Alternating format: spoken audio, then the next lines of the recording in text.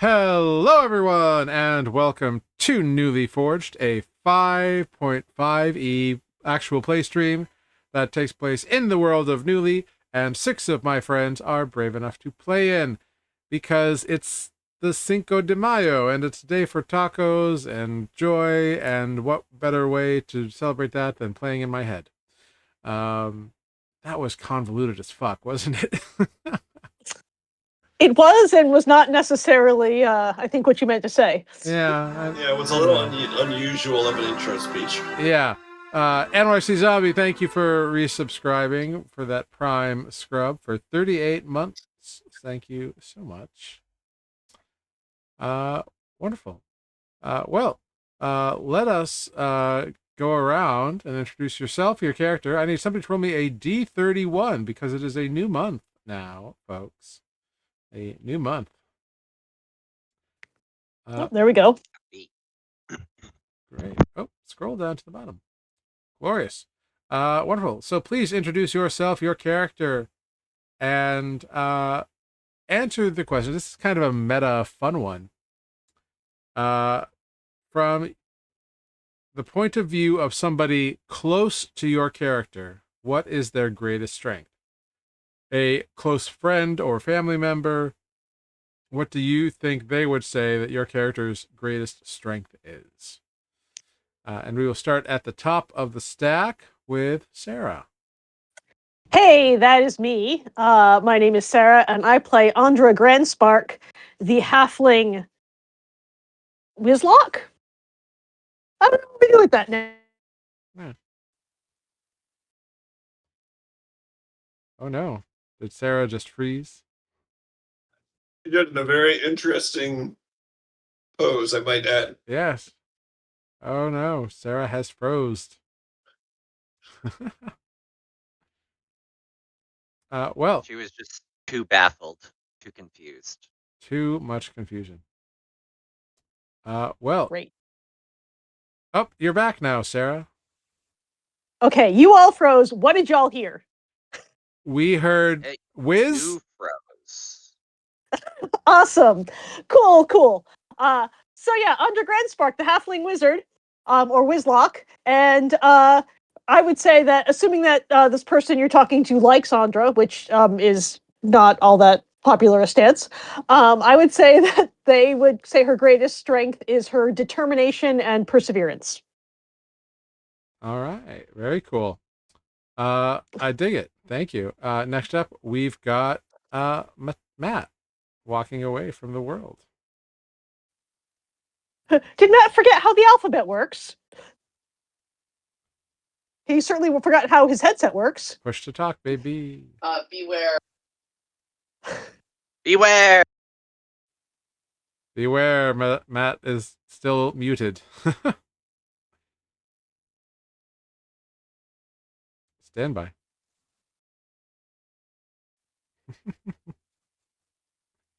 Oh, technical difficulties. I'm glad I'm not the only one who has them. Because I certainly do.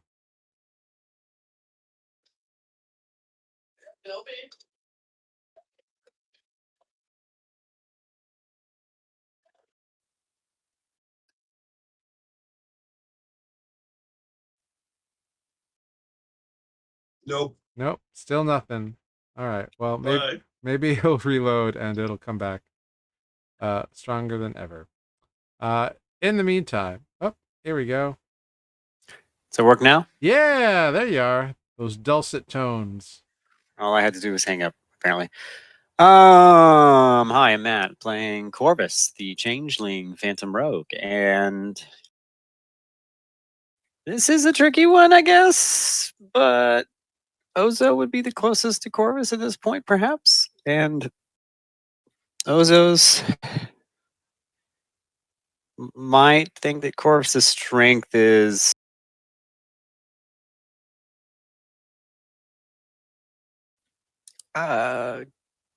carrying. I don't really know. It's kind of breaking me to figure this one out. I'll come back to you. All right. Well, next up we got Tanner. Tanner, I'm playing the Hexblood Day Knight, And Lunin's biggest strength. Uh,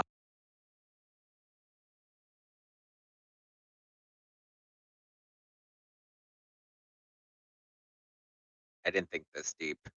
Uh, I thought of everything else. I would say his openness to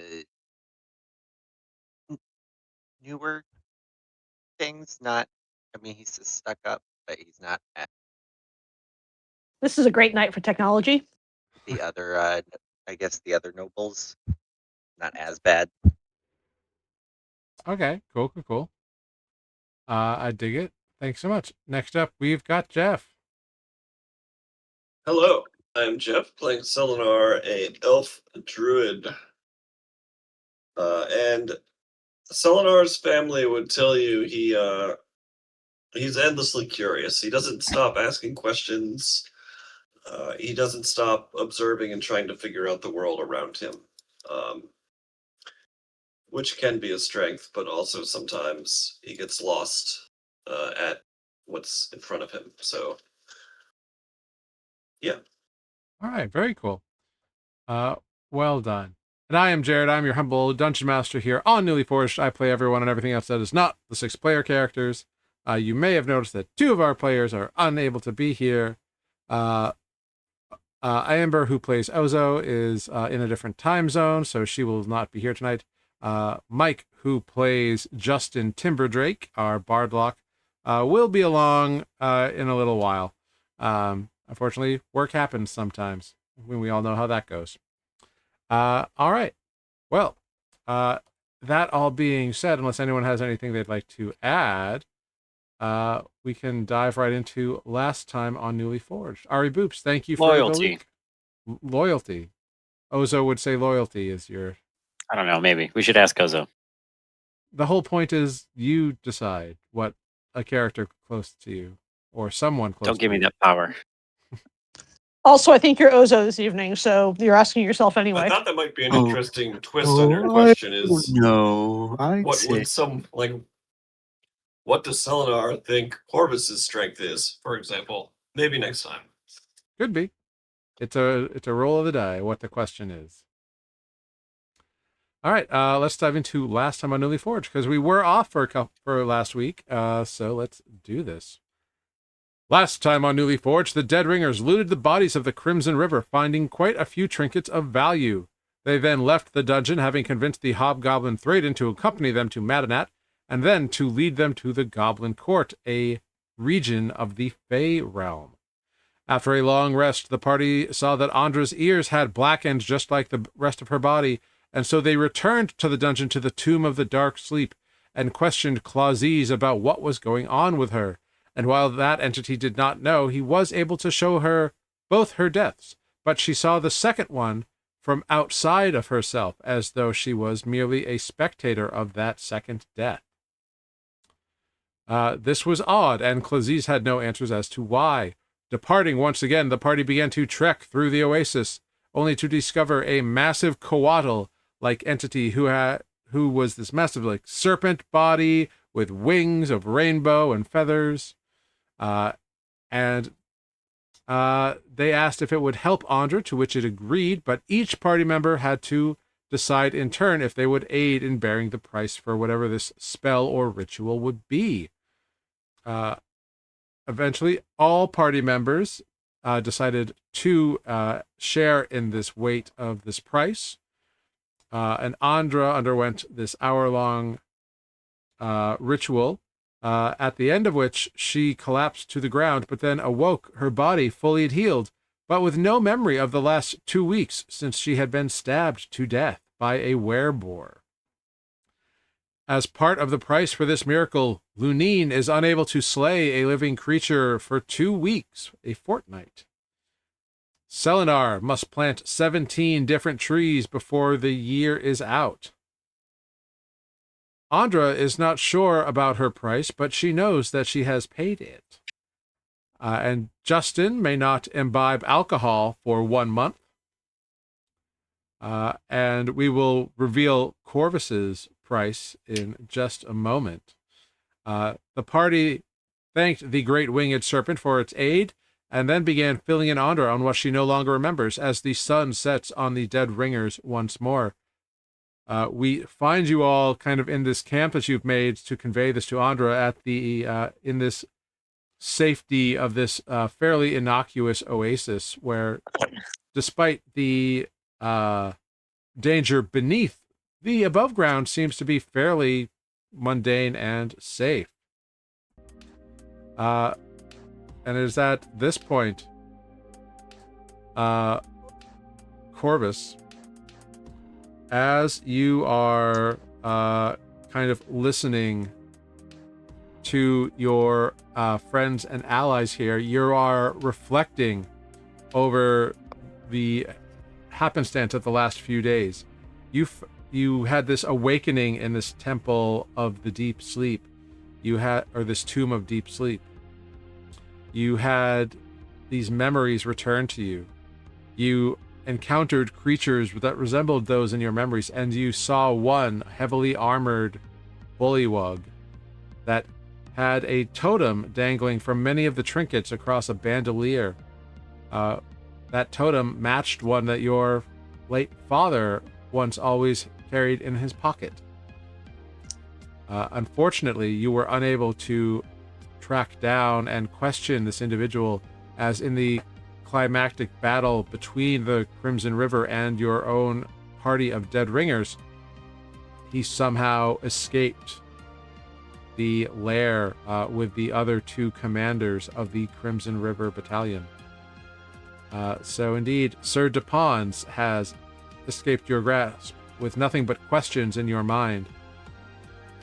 And then all this return to the sleep, the tomb of the long sleep, or the tomb of the dark sleep, rather. And the experience of having Andra's body return, but her memory being gone, has set you into this rumination of your own memory and the price that has been placed upon you, the price of having to forgive at a time you do not know when, or why, or where, or who, but at some point, at some time, you must forgive. That has been weighing heavily on your mind these past few hours.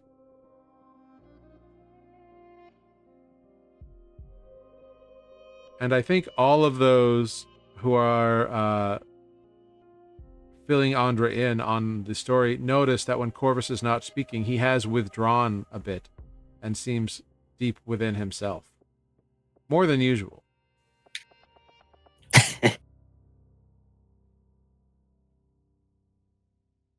Is this where we find ourselves?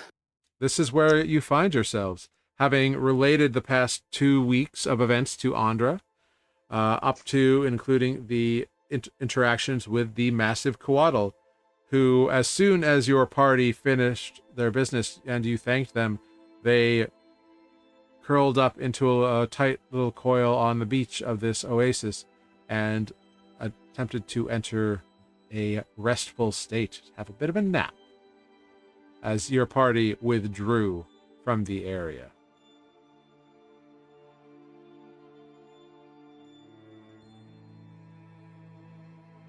Cool. Mm-hmm.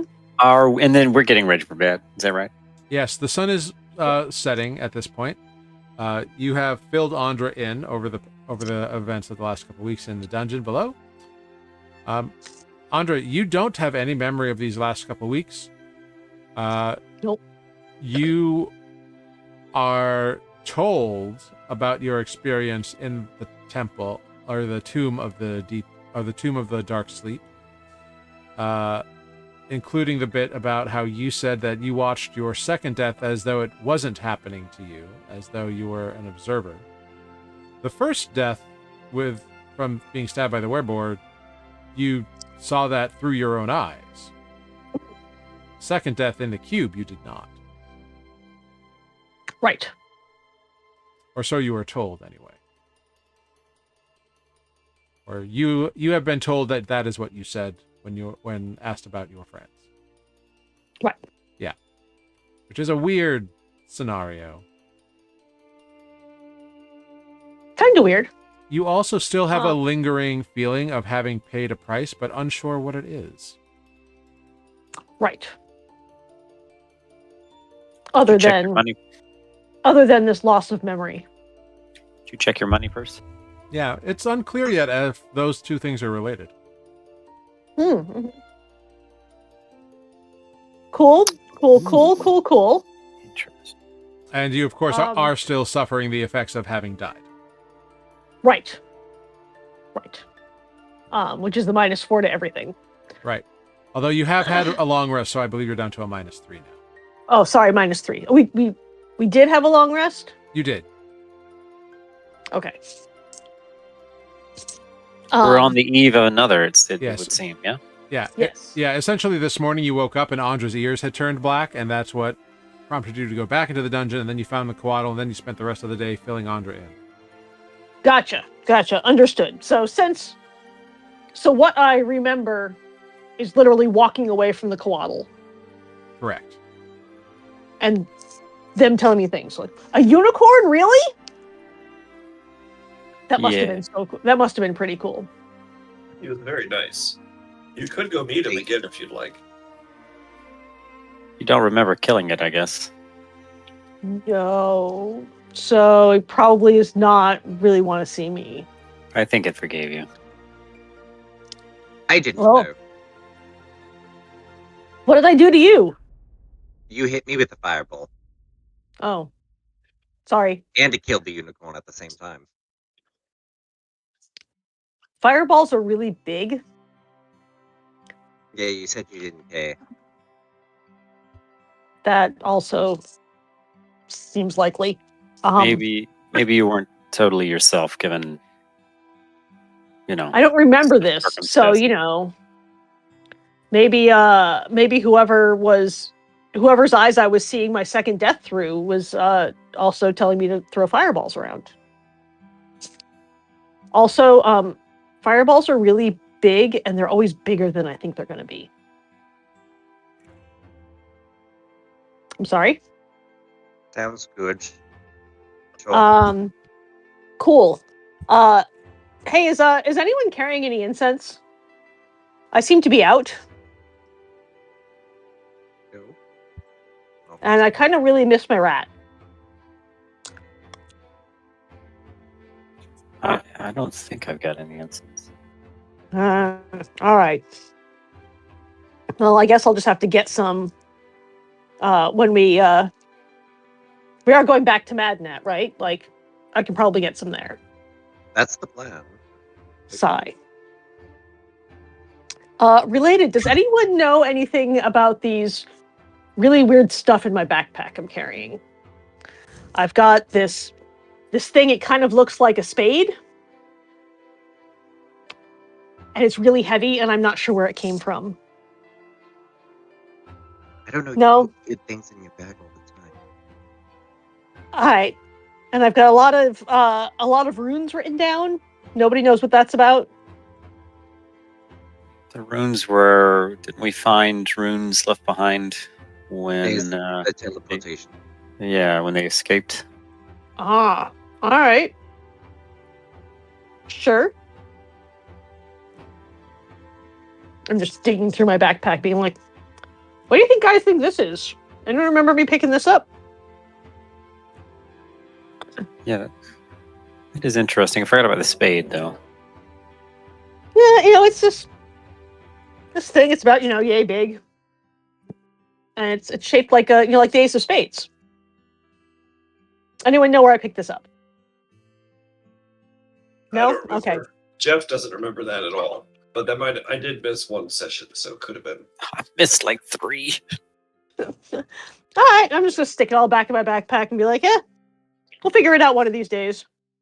Don't you have a spell that tells you shit? Yeah, but all it's telling me is that this is a non-magical object. Oh, well. So I assume that I picked it up for some other reason, but I don't know what that is. All right, cool. With a dead rat as a friend, I wouldn't put it much past you. Just picking up things. Excuse you. Your excuse. Maybe give her a break. She's kind of died twice recently. She's died? I have to. It's okay, Andres. Corvus says to Andres, sort of ignoring this comment from Lunine. I know you don't remember what happened in there the second time, but I'm sorry. I was there when the gelatinous cube got you. I'll try to keep a better eye on you next time. Cool. Although I can't help but wonder if you hadn't died that time, if it hadn't accelerated whatever this black stuff was all over you, how long would this have maybe gone? This whole lack of memory thing is kind of perplexing. It's a little concerning. What did he say back in the tomb? Something else came back. Anyway, I hope all that's gone now, thanks to whatever happened with the koala. I don't know what I said in the tomb. You'd have to tell me, because have we mentioned I don't remember that. Well, I assumed we gave you the whole recap of it. That's Sure. referencing the thing that we likely Sure. told you. Maybe not. But I don't know anything more about why I would have said that. You didn't say it. Oh. That's what the what is his title again? He's sort of the keeper of the tomb. I forget his name. I think that's what he told you. Clauses was his name. Clauses. Maybe I should write that down. I have a lot of very inexplicable notes. I also don't have any pen. I don't know how to Found spell a pen.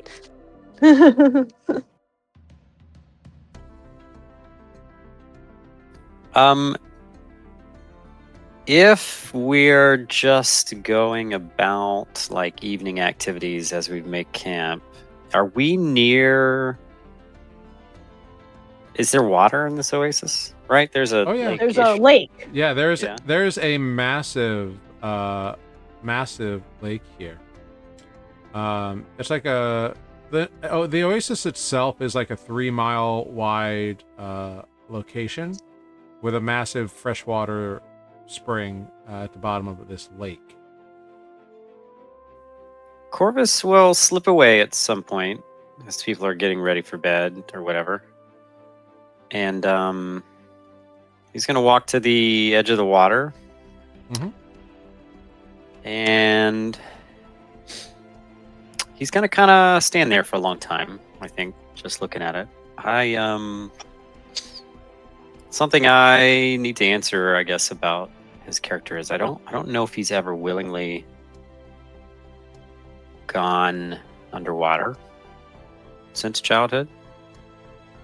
But while he is standing there, he's going to sort of take a look at this ring he's wearing that he got from Clauses. Mm-hmm. And not really knowing how exactly to activate it, I guess. He's going to try and take a step onto the water. See what happens. Okay. Selenar noticed this happen. Basically, I want to know if Selenar sees Corvus, notices him staring at the water. Corvus, did you stealth away or did you just walk towards the water? No, I just sort of slipped away. Like, I think Corvus sort of, What's your stealth modifier? I think it's like a plus 11. It's okay. A plus 11. In this case, I mean, I wasn't like trying to sneak away. I just sort of left the party, but Corvus is sneaky, It's naturally. an Irish goodbye. In this case, I'm going to take a passive stealth from you of 21. Holy shit! Okay. Selenar, what is your passive perception?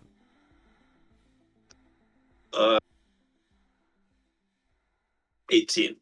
Okay. You do not notice that Corvus has slipped off. Then. Dang. I will say that would be probably cool for RP reasons if you had seen him slip away, and he wasn't trying If to you, hide if you, necessarily, it's but- up to you. If you want them to have known you can left, you can make that decision. It's your decision. You know what? Fuck it. For the science of seeing what will happen. It RP is going to be an interesting scene. His perception, his passive is high enough. I'll let it pass. Let's say that the sun was setting just right over the water, and so there was a big Corvus-shaped silhouette. Great. Standing there, and that gives me a -3 on my passive stuff. Sure, great.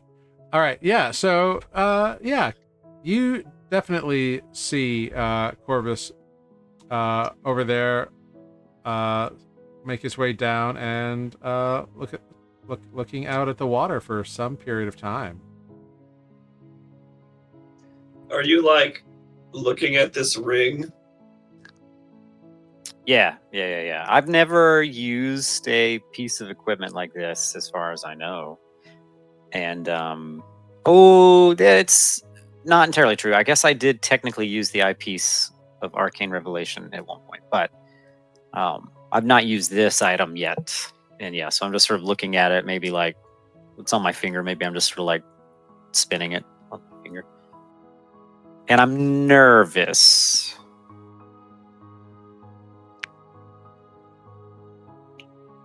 Like I'm hesitating. So, Selenar comes down to the water edge. Doesn't say anything. He's just next to you. Push it in. Push it in. It's fucking cruel. I'm assuming Corvus notices your presence. I'll sort of like, without looking at you, I'm like still looking at the water and the ring, be like, you grew up next to the water too, didn't you? Next to it, in it, on it. Sure did. Yeah, there was a fairly large river that ran beside the little village of mine. I don't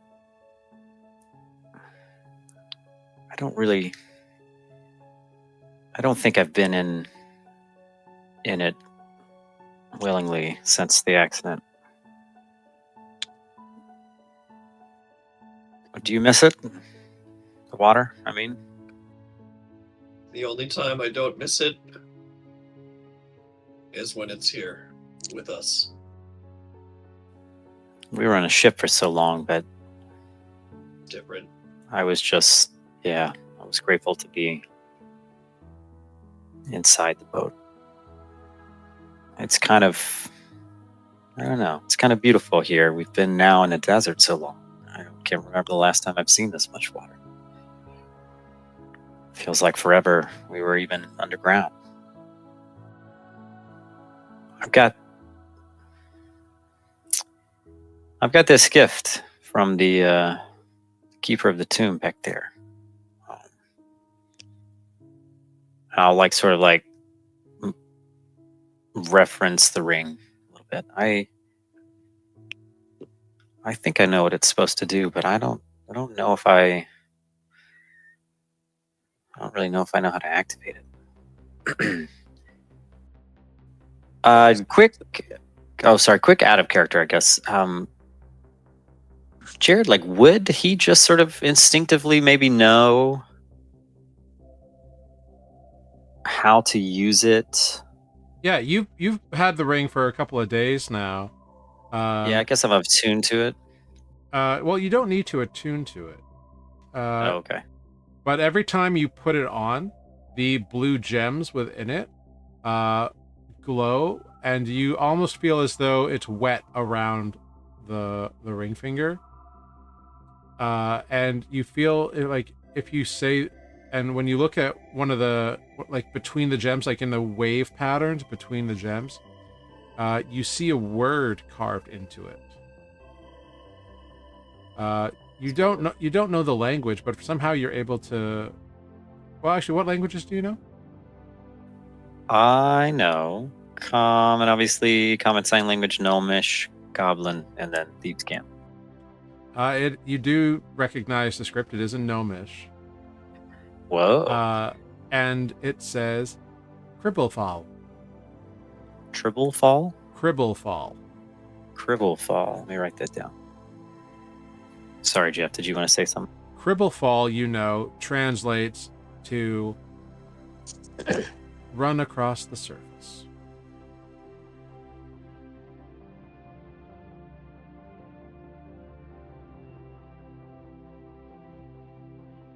Yeah. I'm so Corvus is I think he's more nervous than he is. He doesn't know what to do with it. So he's sort of rambling a bit, but he'll sort of mention, like, yeah, when I put this ring on it, it's like it's wet under the surface. And I noticed the other day it says this word gnomish on it, which I thought was interesting. Do you know gnomish by any chance? I do not. I don't know much of it. I suppose in the poetical sense, mostly from dealings with, gnomes in the Thieves Guild. But Cribblefall, it says, run across the surface. When you say Cribblefall, are you wearing the ring? Or are you holding the ring? Yes. Yeah, I'm wearing it. I've been sort of like spinning it on my... When you say it, the gems glow, and a feeling of a shield kind of like flows over your body real quick until it stops at your feet, and you feel your feet almost as if you're like on a different surface.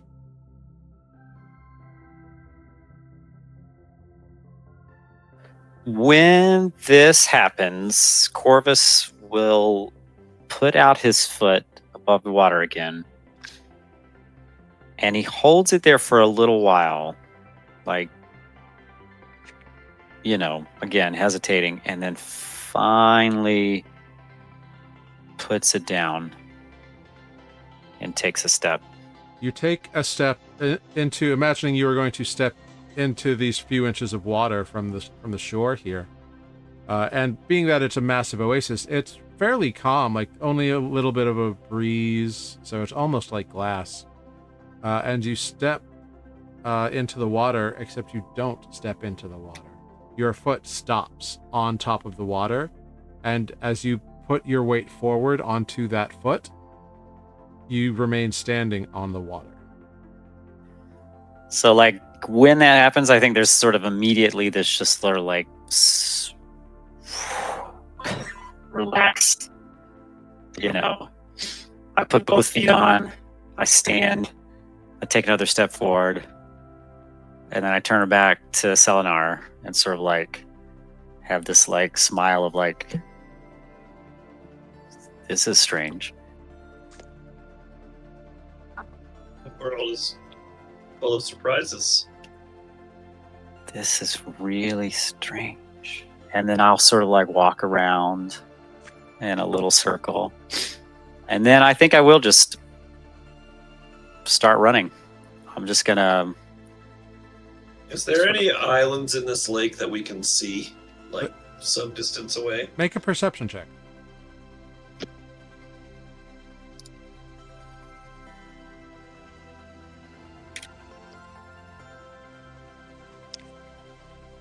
Virtual tabletop not found. It's a 25. Oh, I great. don't know why, because... whatever.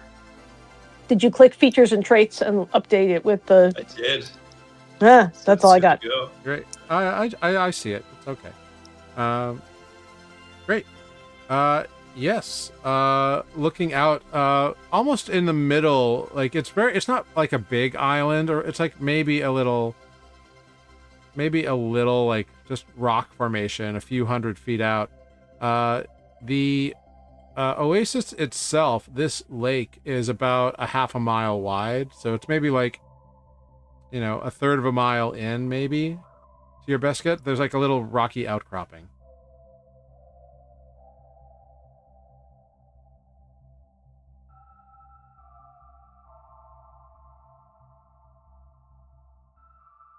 Sorry, I forgot I left a beer in the fridge. Freezer, I mean, freezer.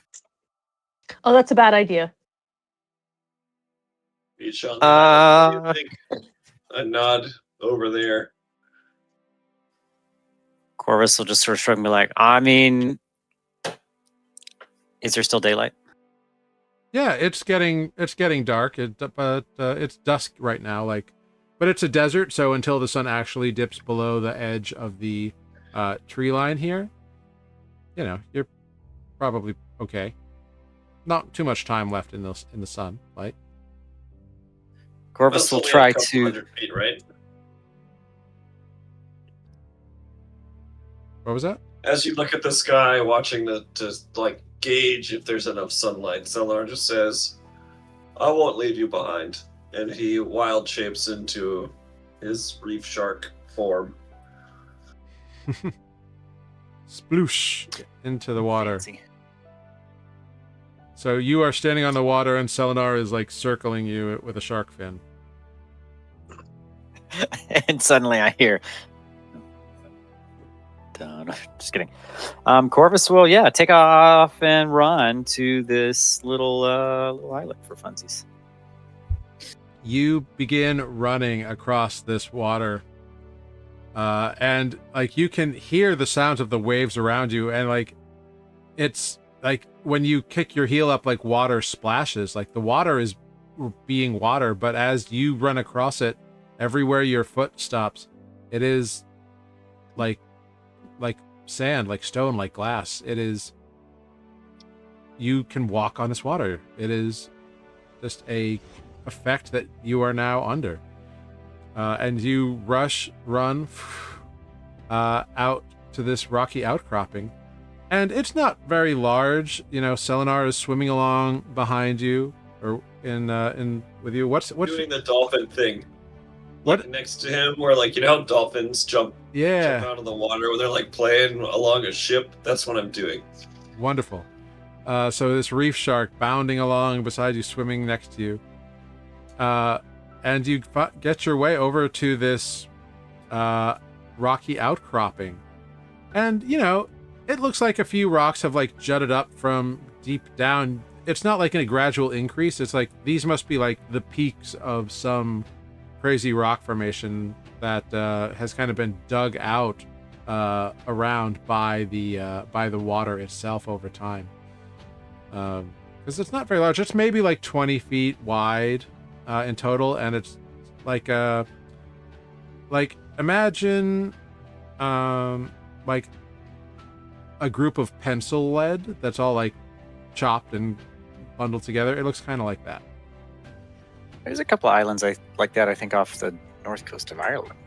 Yeah. It's basalt or something. They look. Yeah. They look almost geometric. Yeah. Very cool. Anything I can climb on too, just out of curiosity? Yeah, definitely. If you want to climb up there.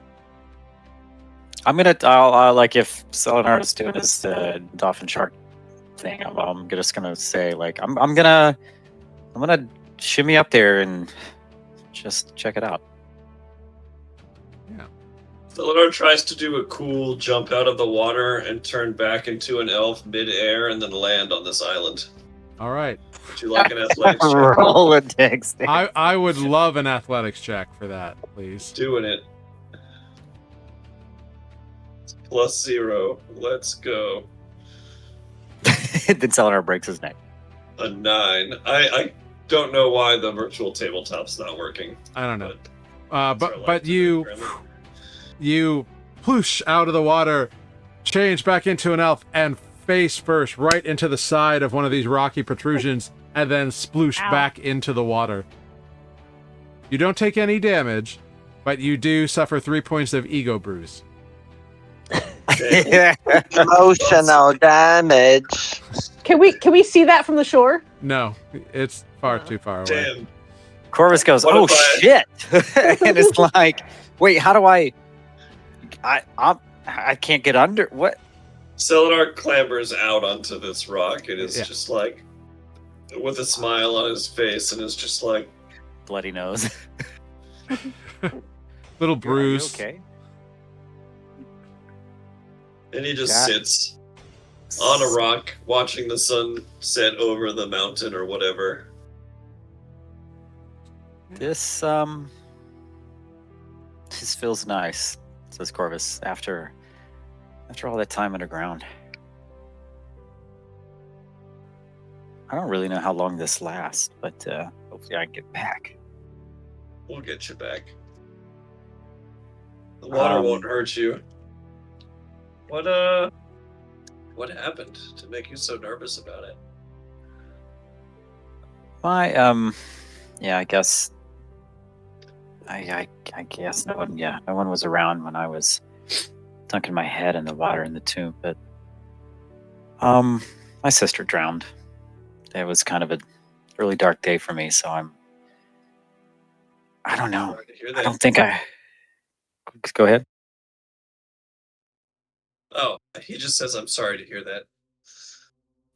Yeah, I don't think I've never really had a conscious fear of the water, but something about it. I've just sort of tried to keep my distance.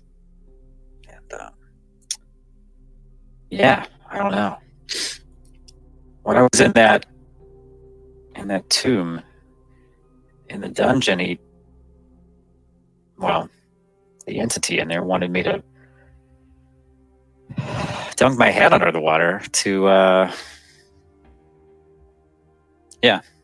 unlock some memories. I don't know. I just did it. It was really weird at first, and I was kind of apprehensive about that, but there was something that just told me this was something I had to do. And they gave me this ring.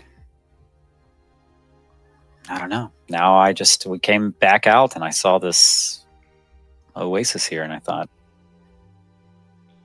what the heck? Well, so anyway, here I am. And thanks for joining me.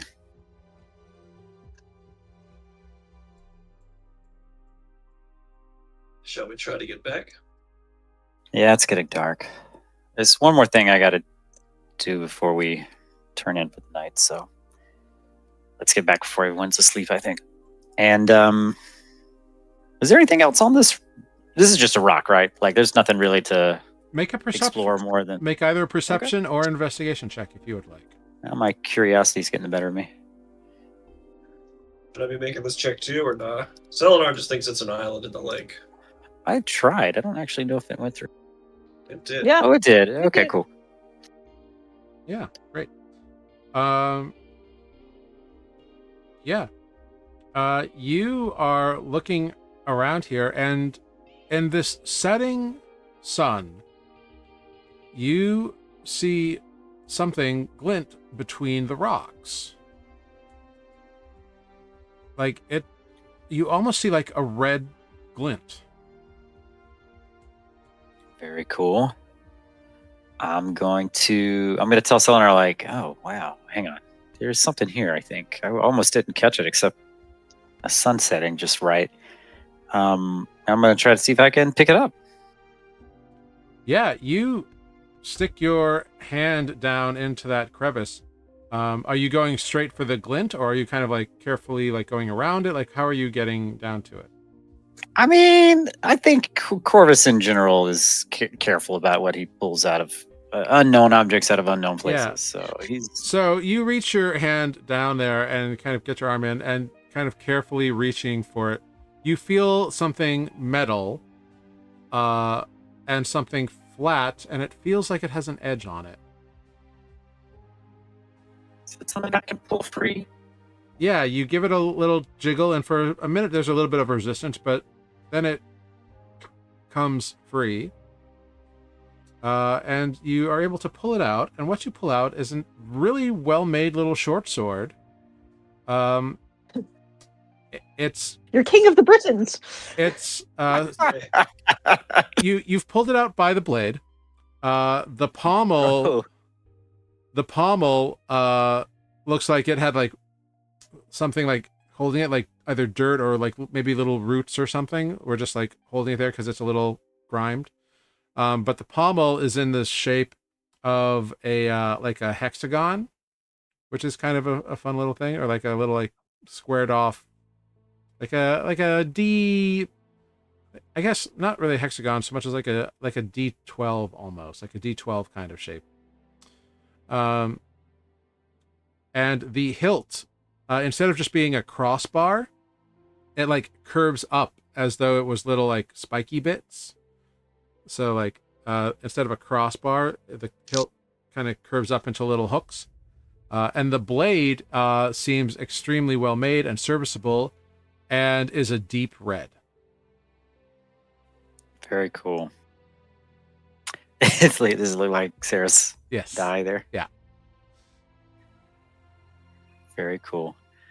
I'm gonna like pull it out and stop for a minute and be like, check this out. This was stuck in the rocks. The hilt was actually down. I've had to pull it out blade first, and maybe it needs to be sharpened. So I'm looking at it and cut myself. You say sort of like, you say that, and you like test the blade edge, and it's razor sharp. wow, I don't know how I would slice my finger. Be careful with this. This blade is sharp, but check it out if you want to have a look. Have you seen anything like this before? I don't know if I've ever seen a red blade. I come over and gaze upon it. Make a perception check for me, if you'd be so kind. God, where's the stud? Selenar. There it is. Dirty 20. Virtual tabletop not found. Great. Are you just by chance using a different browser? Because sometimes that does it.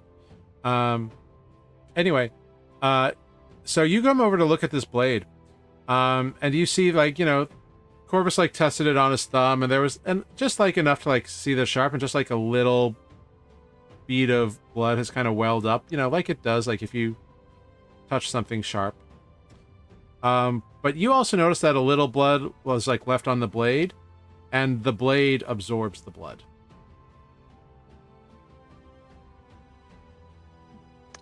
I'm sure that's Oh God! It's And now drinking Corvus your is a blood. warlock. I'm just kidding. Do you point this out to Corvus? Because I don't think I noticed it. Yeah. I say, hey, it just sucked up your blood from that little cut. Really? And I look at my thumb like, well, that's kind of disturbing. You do not feel damage or drained in any way. I hold the blade flat like this. I squeeze your thumb and put another drop on it. I mean, what could go wrong, I guess? And I'll try it. You squeeze it. Are you squeezing it onto like the edge of the blade or like the flat of the blade? I think the flat, because I'm holding it like, Yeah. you know. I when you scissors imagine- on the blade, I'm like, Okay. here. You drip a drop onto the flat of the blade, and it just rests on top of the blade. Huh. Okay, well, I'm going to take my finger and I'm going to rub it toward the edge. You rub it towards the edge, and It's not- as soon as it hits that, you know, that angled part of the blade where it like tapers down to make the edge, you watch as that little smear into the red edge of the blade. Oh boy, says Corvus.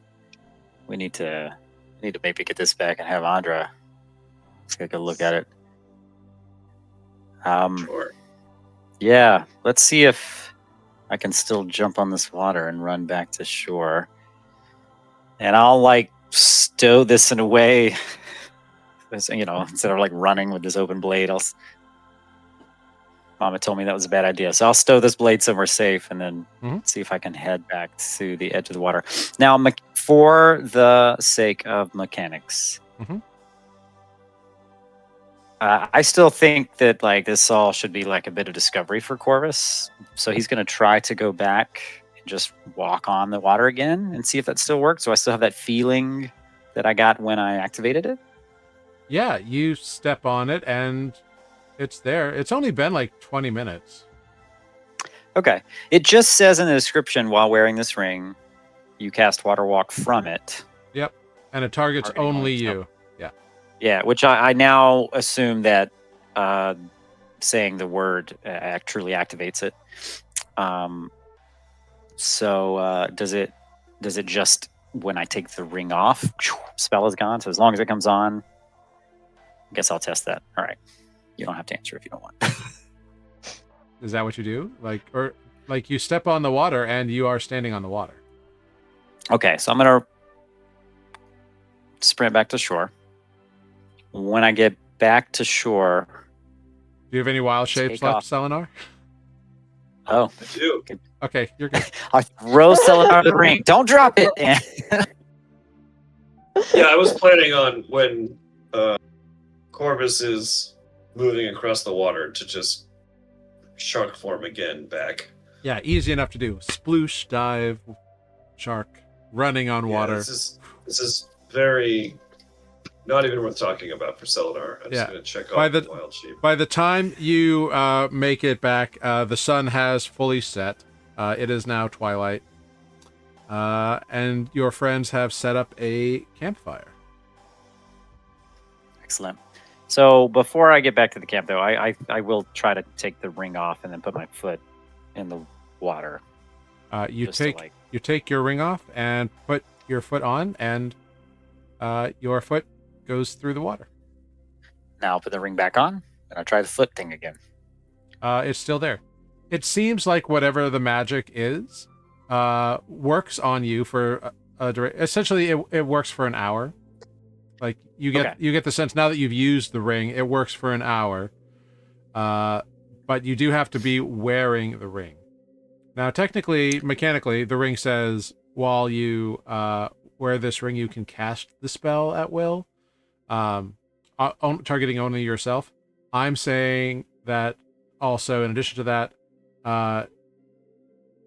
like you can, like whoever is wearing it can cast it at will, but only on themselves. But if it is removed, the effect remains, but you don't know if it would remain if like somebody else then used the ring. Gotcha. So it doesn't get turned off except for time, and then to reactivate, I guess my next bit of mechanical question is, does it matter that I say Cribble Fall to activate it the next time, or is it now it's activated, so just slipping it on is like good to go? No, Or we don't know yet. No, you get the sense that you'd have to you have to cast the spell essentially. And that would be casting it. Okay. So for Corvus, that means he would have to say the word. Great. Cool. Yeah. Cool. Just wanted to. And then it double-check. would last on him for an hour. If the ring is removed, it no longer functions, even though the magic like effect still lingers. So if you replace the ring within that hour, it will keep going, but it won't like start the timer over. It doesn't pause. Copy. Like if you spend 10 minutes walking on water, to like an island, take the ring off for 50 minutes, you only you are out of time. You'd have to do it again. But unlimited uses, presumably. Yes, it is at will. Great. Cool. Yeah, just wanted to check all these things off. Yeah, and you can't cast it again while it's active. Like you can't like be like, oh, I'm going to cast it on myself now. Like you can only have one instance of the spell running at a time. Cool. I promise I do not intend to abuse it. I just wanted to make sure I used it correctly. No, I just want to explain. Like these are things you would know now that you have like used the magic, and it's interestingly. Perfect. While you feel something when you are doing this, there's like a bit of gnomish energy involved in this process. Like it looks to be kind of gnomish design. You don't know why it would be so from the individual you got it from, but it is. It was written in gnomish, and make a history or a nature check of your choice. Those two are equally bad. But I assume I learned something different depending on what I roll. I'm going to say you speak gnomish, so I'm going to say history will give you a +2 to this roll if you roll history. Copy that. Now, because we're about to take a long rest, and I've been neglecting to use my ability. Could I also change to be skilled in history I think you have to make this that moment? decision at when you wake up from a rest. Is that true? For the top of the day? I don't know. It's been a while, so let me read that real quick. I'm hoping to learn as much as I can. Yeah. Let me find out where that is. Yeah, should be under features and traits. I think. Whispers of the Dead. Echoes and blah blah blah. When you finish a short or long, it's a short rest. Come on, I could have been doing that anyway. It doesn't matter. Okay, I so have then, identification. yeah. I will say you could have taken a short rest on that little island, and if you had been there and you wanted to respect a history, sure, I'll buy that. Okay, cool. Let's do it. Just for the sake of. Yeah. Great. So you respec go. into history, and you have a +2 because you speak the Gnomish. Excellent. Okay, so I'll just add a +2, whatever this is what it sounds like. Yeah. Ooh. Oh wow! It's about time I got something smart rolled. Yeah, Corvus. Tell me, how did you learn Gnomish? Like, who taught it to you? That is a thing I will now canonically make up on the spot. So, let's say there was another operative under Cash's employ who was Gnomish, and we hit it off. But unlike a friendship where you see the person every day, we both had jobs that we had similar skill sets within the Thieves Guild, so our jobs took us in different directions. We were never on the same job, basically, right? Mm-hmm. This job has a Corvus. This job has my Gnomish friend. And so, but in between the times, we would meet up and chat, and Corvus didn't have a lot of other friends in the Thieves Guild. And I noticed that our Gnomish friend did with other gnomes, and I wanted to sort of like sit at their lunch table. So I tried to pick up some of the language. And then it just became now whenever I would see him, I would practice a little bit in between, and I would try to have all the conversations. Great. And what did you call them? What was their name?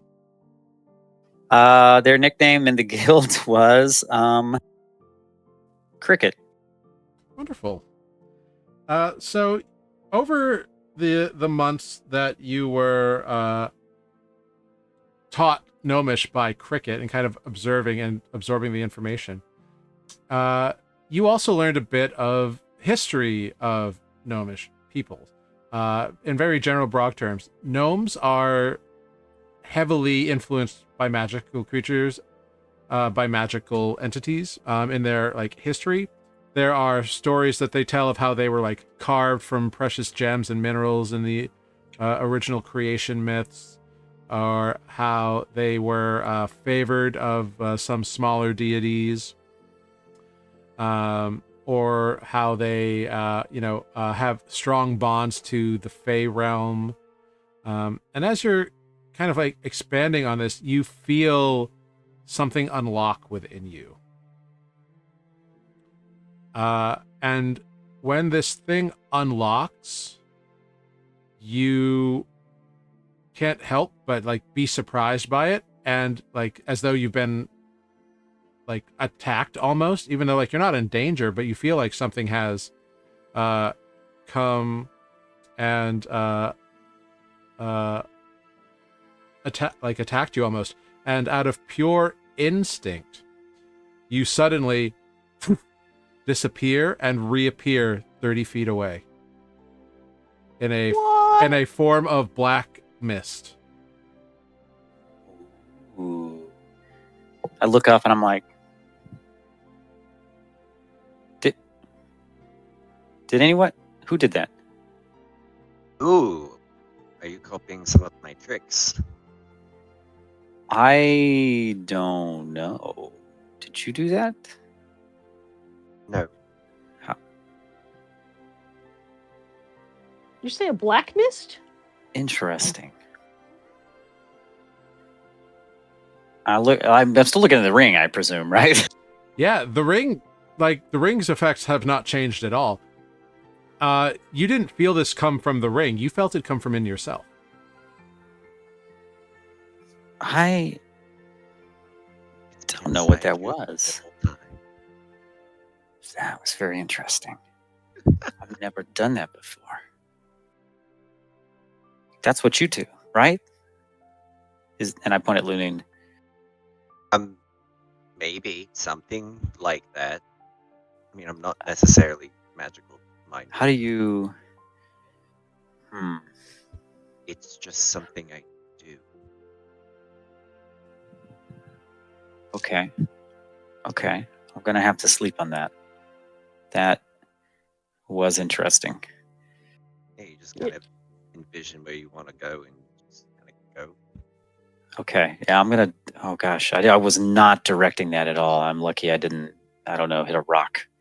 I mean, I learned to do that in school. That is not a thing that I went to school for, Andra. I didn't go to school, actually. Never mind. Okay. Are useful, So, though.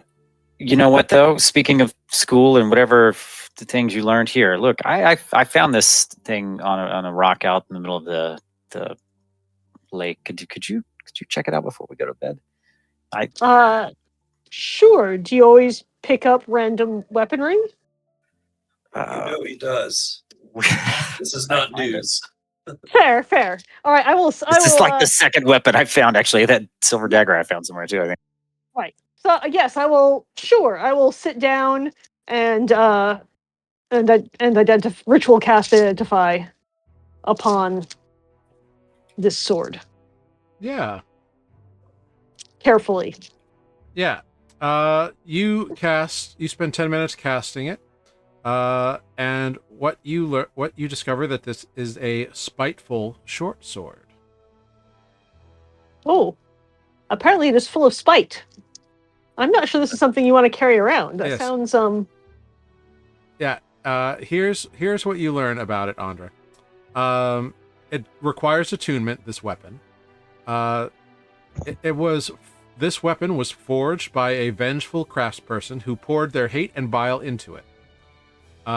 You gain a +1 bonus to attacks and damage made with this weapon. And this bonus increases to a +2 against a creature who has damaged you for more than 15 hit points since the start of your turn. Or since your last turn, sorry. And it has the Vex property. I mean, yeah. It just, it hurts people more when you're mad at them. When they've hurt you, really. Corvus is going to, when you say that, going to take the sword back and some dark thoughts are going to momentarily pass through his mind before he sort of puts the sword away and goes, well, I mean, I guess that could come in handy if I really have to use it. Sure. Yeah, it'll hurt people more if they've recently stabbed you or done other, not just because they've hurt you emotionally, but if they've actually injured you. I see. Okay. Okay. Yeah. This checks out. I accidentally nicked myself on the blade back there, and it seemed to absorb the blood, which was unsettling. But so it cleaned up your mess? Yeah, I guess. Yeah. I mean, This well, hopefully I don't have to use it. Say as I sort of. I don't know. I don't know how many sheets I have. I already have a short sword in my but put it in a pack somewhere. You're starting to resemble a pincushion, actually. Andra, you will note that. Yeah, Andra, you will note that it had no other properties about absorbing blood or anything. Right. I mean, it doesn't say it did anything about cleaning up your mess. Magically, it just, causes more damage when you're upset about being hurt, basically. I don't know about the blood drinking part. That seems. Did you get a read on who or what created this thing? No? Okay. Just just checking, making sure I'm not wielding some like demon's personal blade or something. I mean, you might. That's not a thing that the spell tells me. Well, finders keepers, I guess. It was in the middle of that rock out there. Cool. Blade As long up. as it's not still draining your blood, you're probably okay. I'll make sure not to cut myself. Yeah, thanks. And then like before we turn and settle down, if we're like going to our sleeping arrangements, Corvus is gonna walk over to Lenine and go, listen, it's something I maybe should have told you. But I forgive you.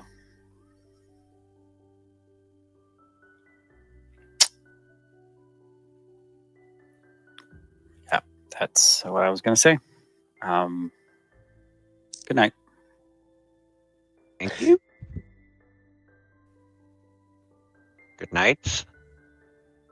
Good night. And Corvus is going to like walk away and be like, Do you need something, Corvus? I just, needed to get that off my chest, I think, I think I did it, but I needed to say it. And so I wanted to say it. I'm not very good at this. We all have our strengths. Yeah. But I guess thank you. Yeah, thank you. Also, like we all went through some shit down there. So,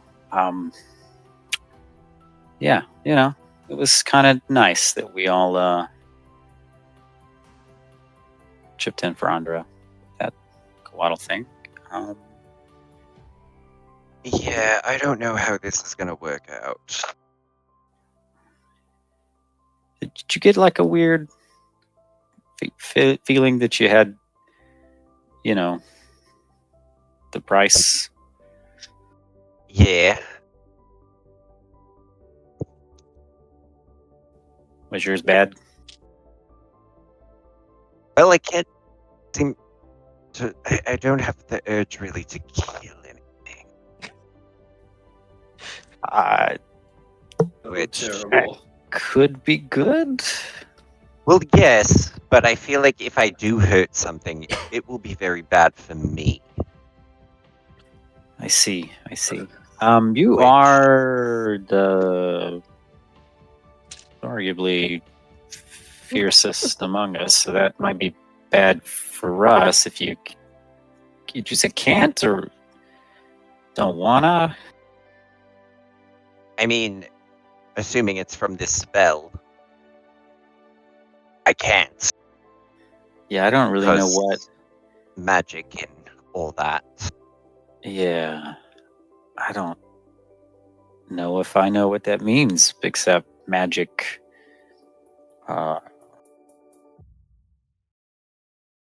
Yeah, you think it'll hurt us? I don't think it's going to be very helpful. Cool. Because if I can't kill things, No, I mean, like if you like did it anyway, would that like hurt you? I have no idea.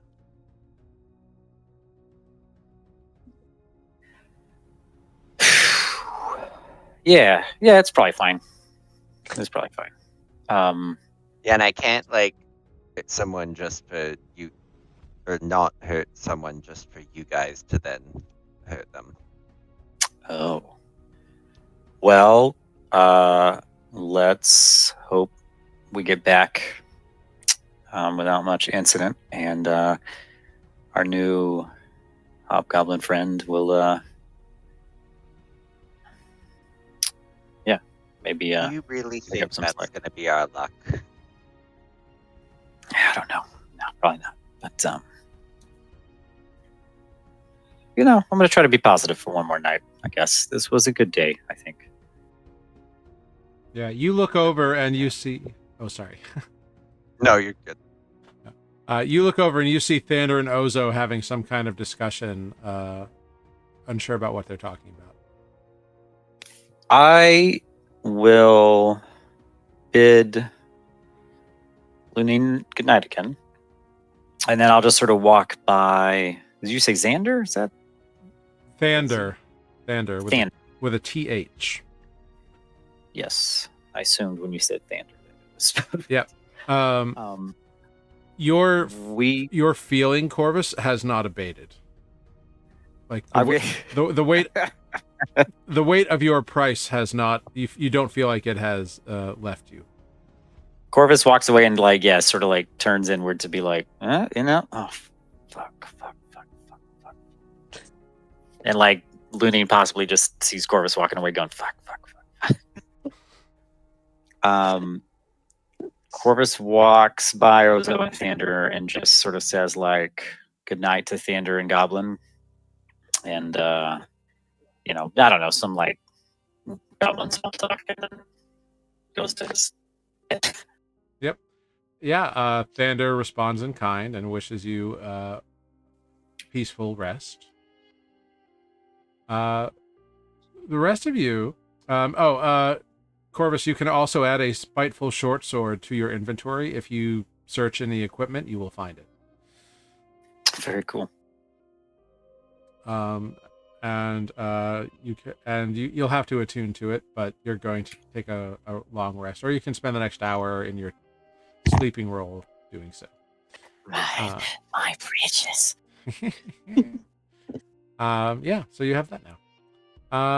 The rest of you have been catching Andra up and having a little bit of a chat before Corvus showed up.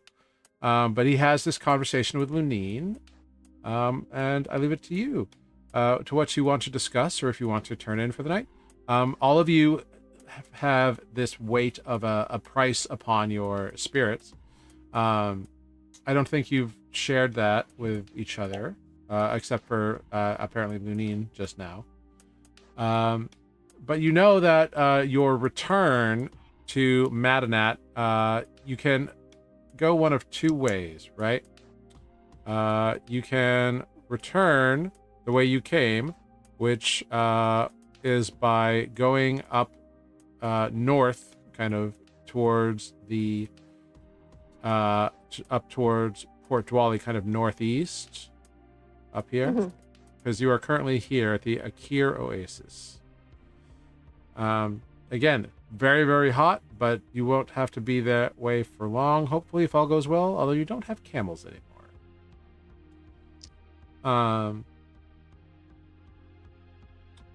Or you can attempt to bypass Port Dwali and head through the desert through this mountain pass that none of you have ever been to before. But you've been told that it does exist, but nobody ever takes it.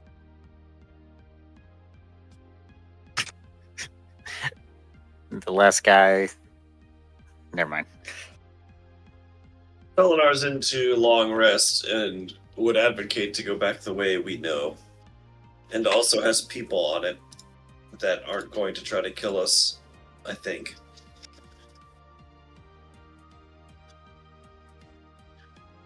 You think? You think? We're not sure. They did try to kill us the last time. Yeah, but then we killed them. So... So, do we think that means that there's no longer any people there, or do we think they're just like the ordinary brand of, brigands? Selenar's under the assumption that the brigands are no moss. They are not living moss. They are living minnow.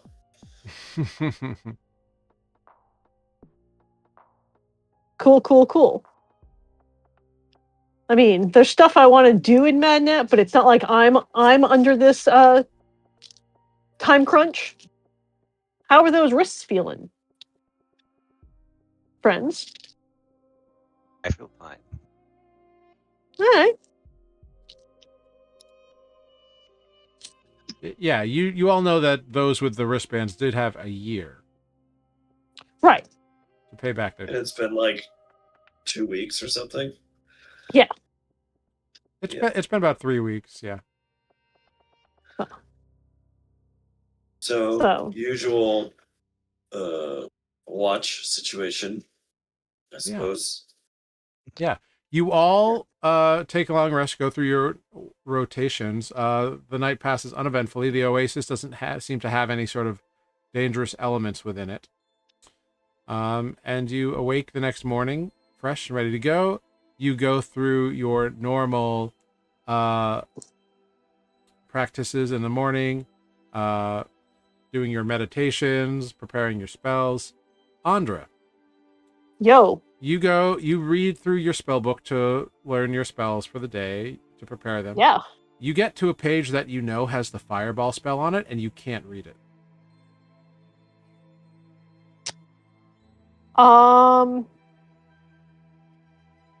Like, you know that you have cast a spell. Your friends have told you you've cast the spell. You have cast the spell. You remember doing it in Madanat.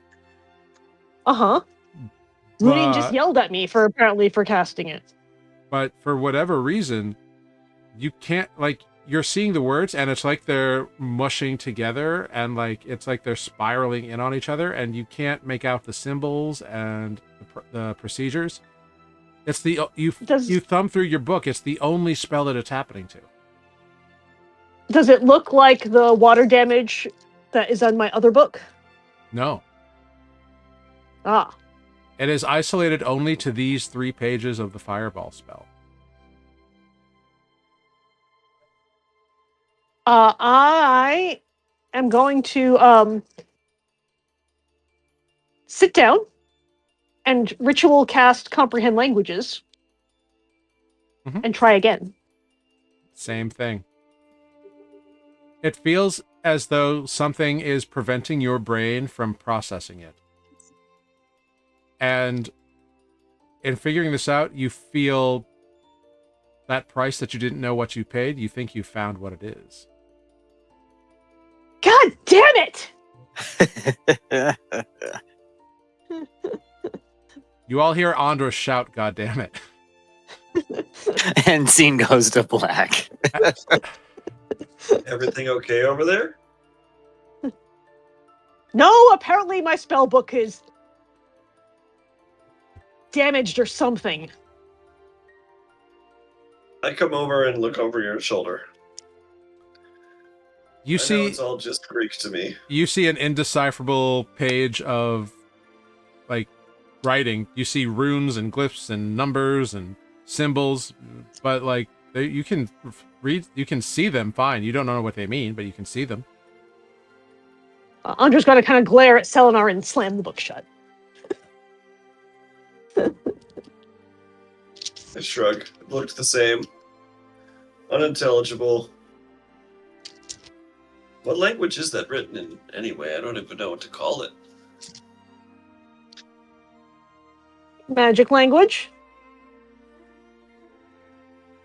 It'd be the lingua arcana, which is the language of like magical runic things that wizards do. Yeah. Didn't you go to school? My teacher always called it Elvish word, which means language of wizards.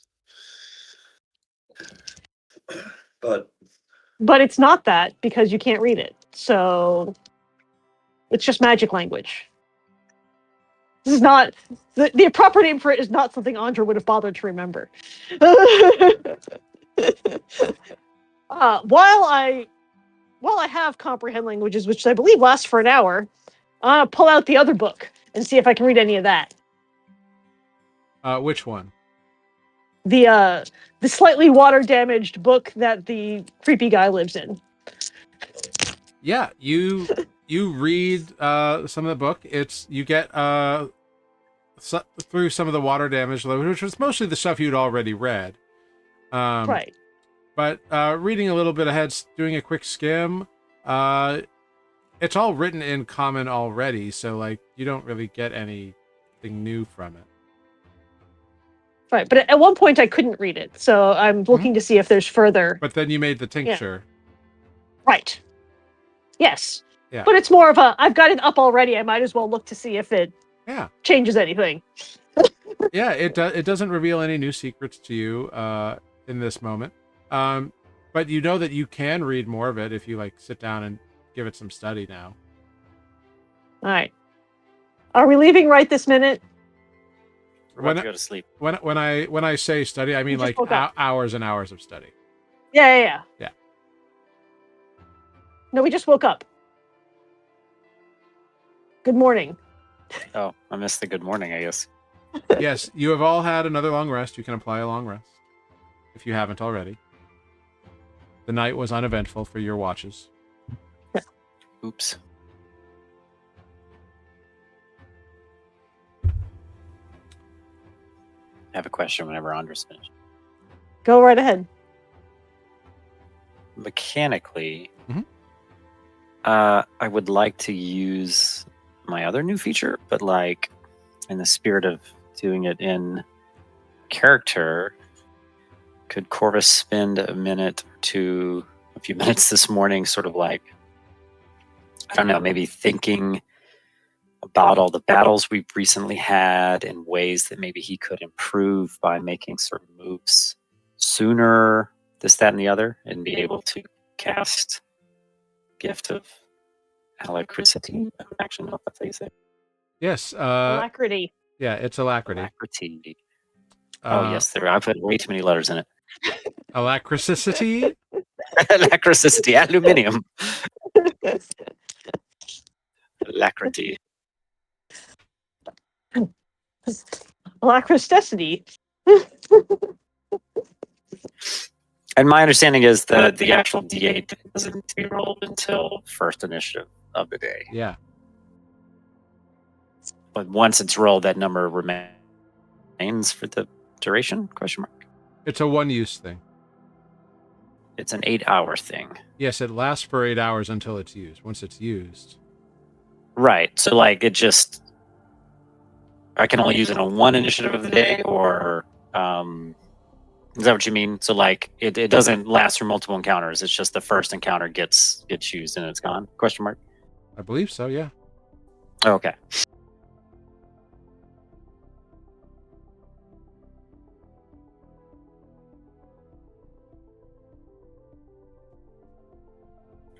That is all. Okay, great. Yeah, what does it look like when you cast? Yeah, I don't know. Maybe it is like, what would it look like giving yourself initiative? Like, I don't know. We're going with the like blackish, grayish smoke theme. Maybe it's sort of like I don't want it to be silly. So like a little quick puff of mist sort of goes from my face and then dissipates. I don't know. Okay. Yeah. And you And feel... that will also shock me because I'll be like, what the fuck? Yeah. Yeah. And you spend a minute, you cast the spell, it kind of and you can feel oh no, it works throughout its duration. So yeah, for the next 8 hours on any initiative roll, you'll get to roll that D8. Oh, gotcha. Okay, so just roll a new one for each initiative. Yeah. Okay, cool. Yeah. Yep. Cool. Yeah. And you feel as though you are going to be expeditious in your initiatives. You get the feeling like you will be quick to act today if it is required. Maybe there's a bit of like smoke that sort of emanates from my hands. Then maybe that's a better imagery for as a rogue. Yeah. Whatever silly puff of smoke that appears. Andra will just kind of look up and prestidigitate little puffs of smoke. Just to be dumb and Court annoying. will side-eye Andra. Go. I don't You know. are, That's what we're doing now. you are definitely back to your normal self, aren't you?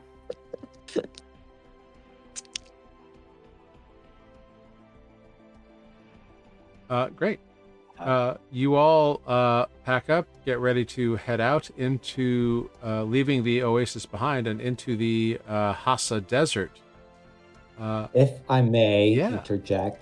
Yeah, Hello, John, everybody. come on in. Right, this is Hey! JT, because I want to try to use this new feat I have. So, to set the scene, as we're packing up, putting our stuff away for the long trek back to civilization, Justin starts to hum a little song to himself. And as he's humming along, he starts to shake his hips and dance a little bit as he packs his stuff away. And everyone's watching him. And it's so stupid and it's so silly, but it's also fun. And there's this sense of hope and good feeling that despite all we've encountered in the last couple days inside this dungeon, we came out on top and everything is going to be okay from here on out.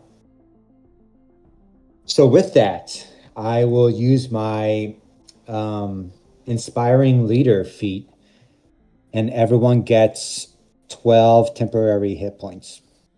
Ooh. Whoa. Cute. Do you Just all do kind you of give that to I'm sorry, so it's up to 6 people. So that would Okay. include myself and the rest of the party.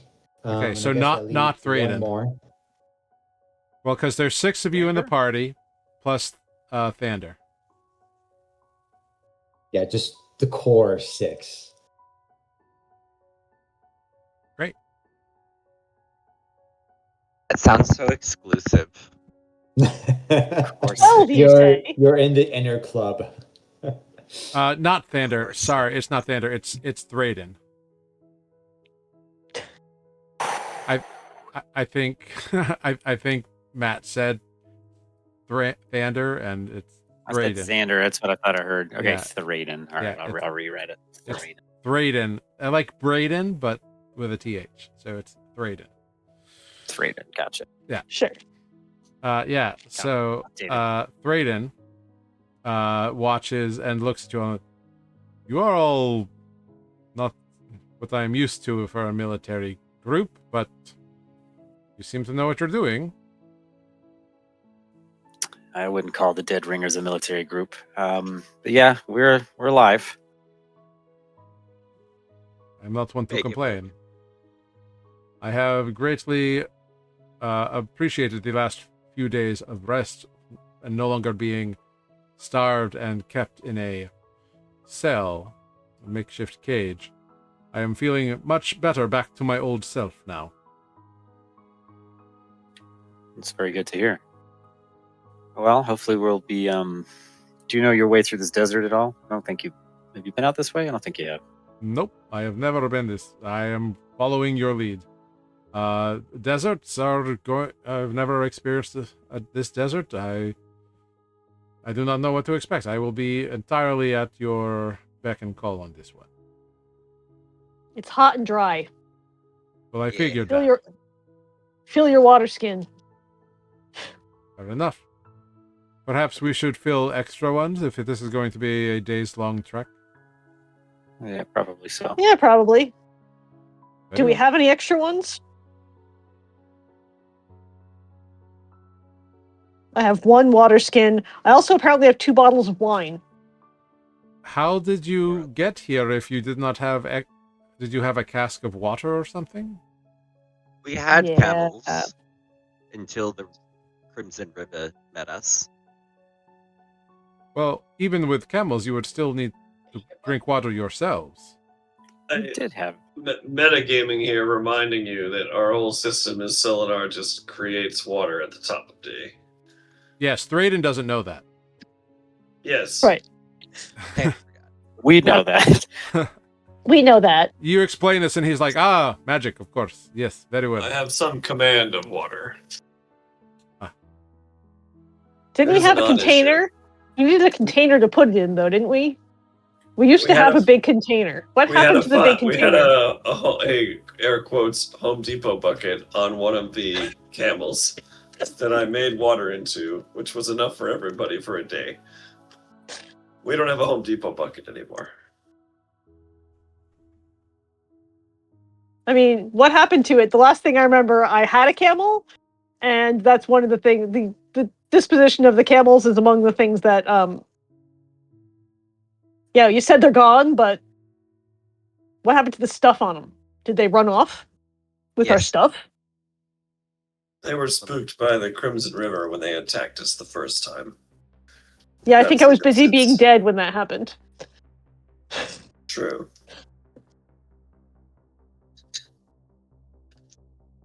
Because the last thing I truly remember is being on a camel. So, And as you all gear up for your trek through the desert, talking amongst yourselves, Thraden in tow, that is where we will take our quick little 5-minute break. woohoo! Yeah. So I hope you all have had fun. Thank you for being here. Thank you for giving us a lurk, Ari Boops. Thank you, NYC Zone, for the resub. We will be back in 5 minutes. Thank you all so much. We'll be right back. Selenar has a bucket in his inventory. Ah, Get fucked.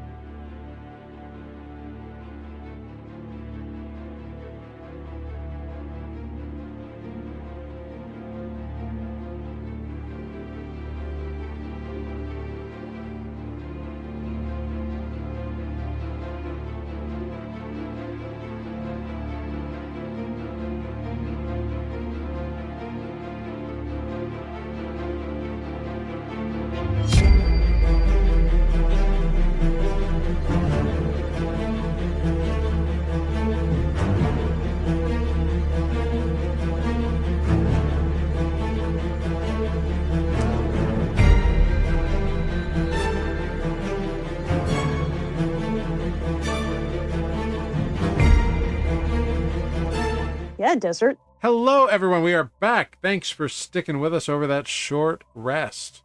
You have all begun your trek out into the desert.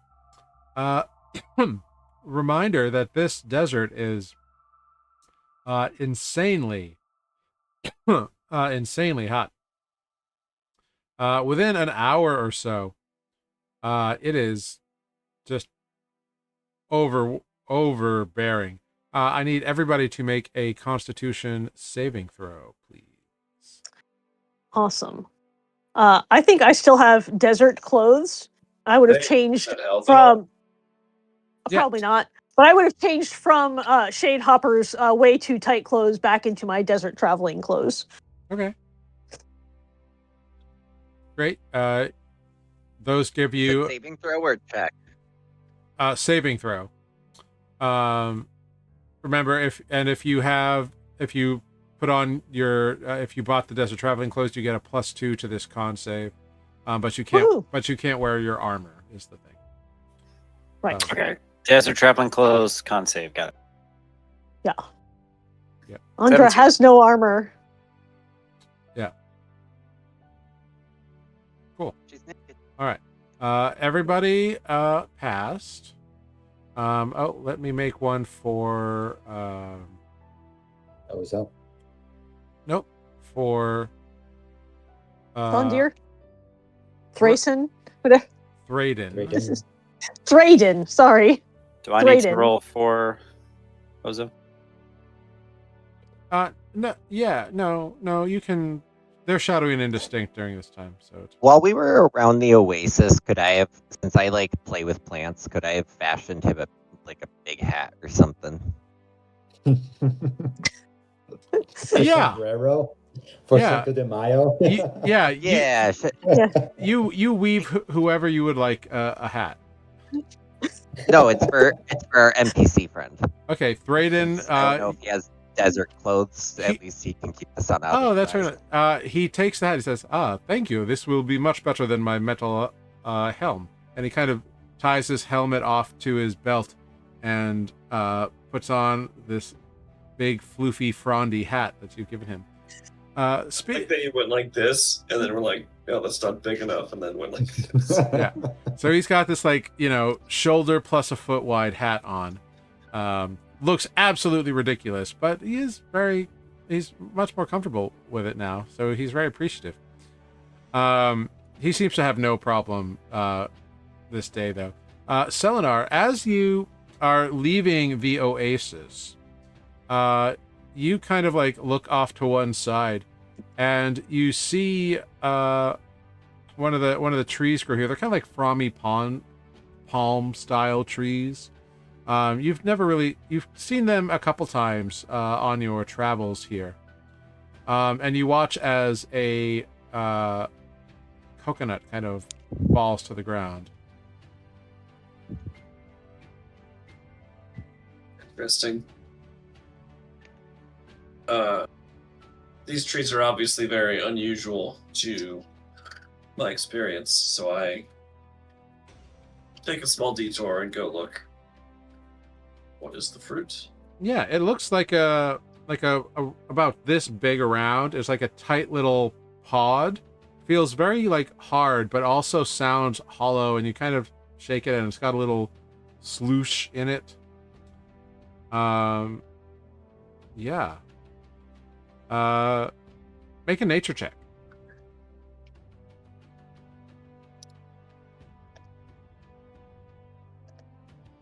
$14. Yeah, on a 14, you've heard of things like this.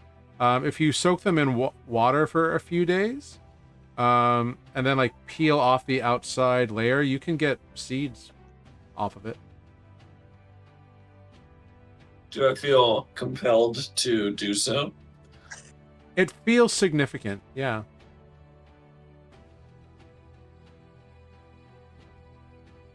Okay, I throw one in my pack. Or the coconut that fell. Yeah, great. You can mark off that you have a coconut in your bag. I don't feel like I have time to soak the coconut in water at the moment. Yeah, you're Are not. there other coconuts around? There's a few. They look in various states of like bad ways, or they're up in trees. It doesn't seem like they're not like Is there any big bunches of them. There's like one here, one there, kind of thing. Is there any standing water close by? Like, I don't know how far we are from the shore of the lake or a pond or. I mean, if you wanna travel back into the oasis, you can go to the lake there. I don't. Okay. But if there was like, my thought was maybe I would just throw a few into some water that's close by if there was. Yeah, you're kind of on the edge of the oasis now, so you're a bit further away. Like these are the last few trees. I take a nice looking coconut and shove it into my bag. Great. You may add it to your bag.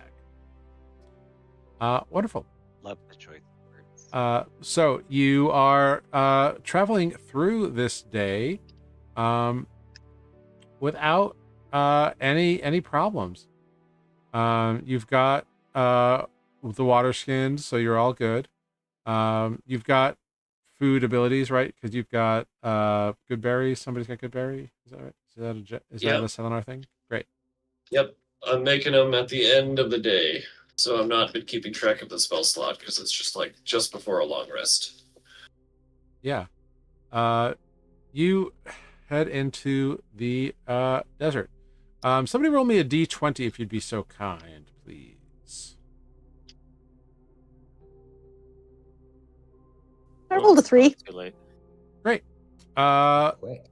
Eventually you're like walking along, and a little around midday, like as the sun is as hottest, you kind of like take a little rest. You kind of like, it's hot, so you're like moving slowly, and it's taking you a lot longer than it did with the camels. But you're making your progress. The wind suddenly picks up, and you all watch as a sandstorm begins sweeping towards you. Oh noes. Yeah. It rushes up over upon you quicker than you would imagine. I need everybody to make a strength saving throw, please. Oh no.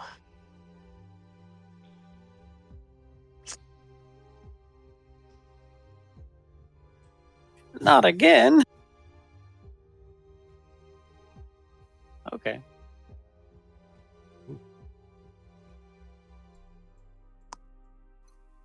Okay. Lots of 12s. Andra's gone. 12 is okay. Andra's very small. So Andra, and actually never having experienced anything like this before, Thraden also failed, believe it or not.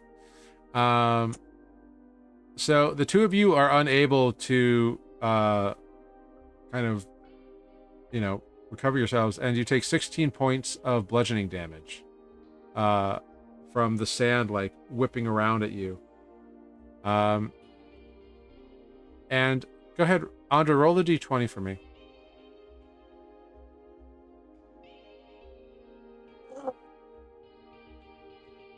Yeah. I rolled 1. Andra. Maybe somebody else should roll. Andra, like all of a sudden, like you are buried by sand. Cool.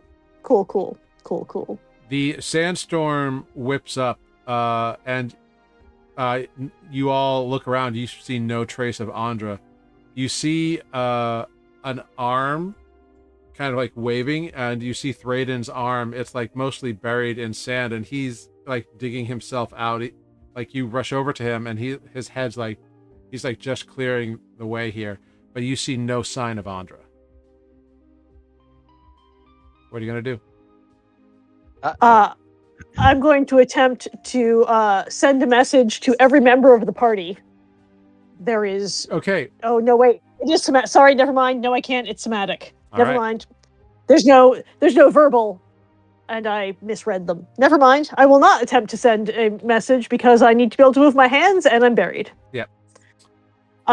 Cool. Do we notice that Andra's missing? Oh yeah. None of you can see Andra anywhere. And Thraden was a good 50 feet from where the rest of the party was. I attempt message in the direction we came from. Hello? Help! You send it back. You don't get. Are you just gonna like spend a few times going around?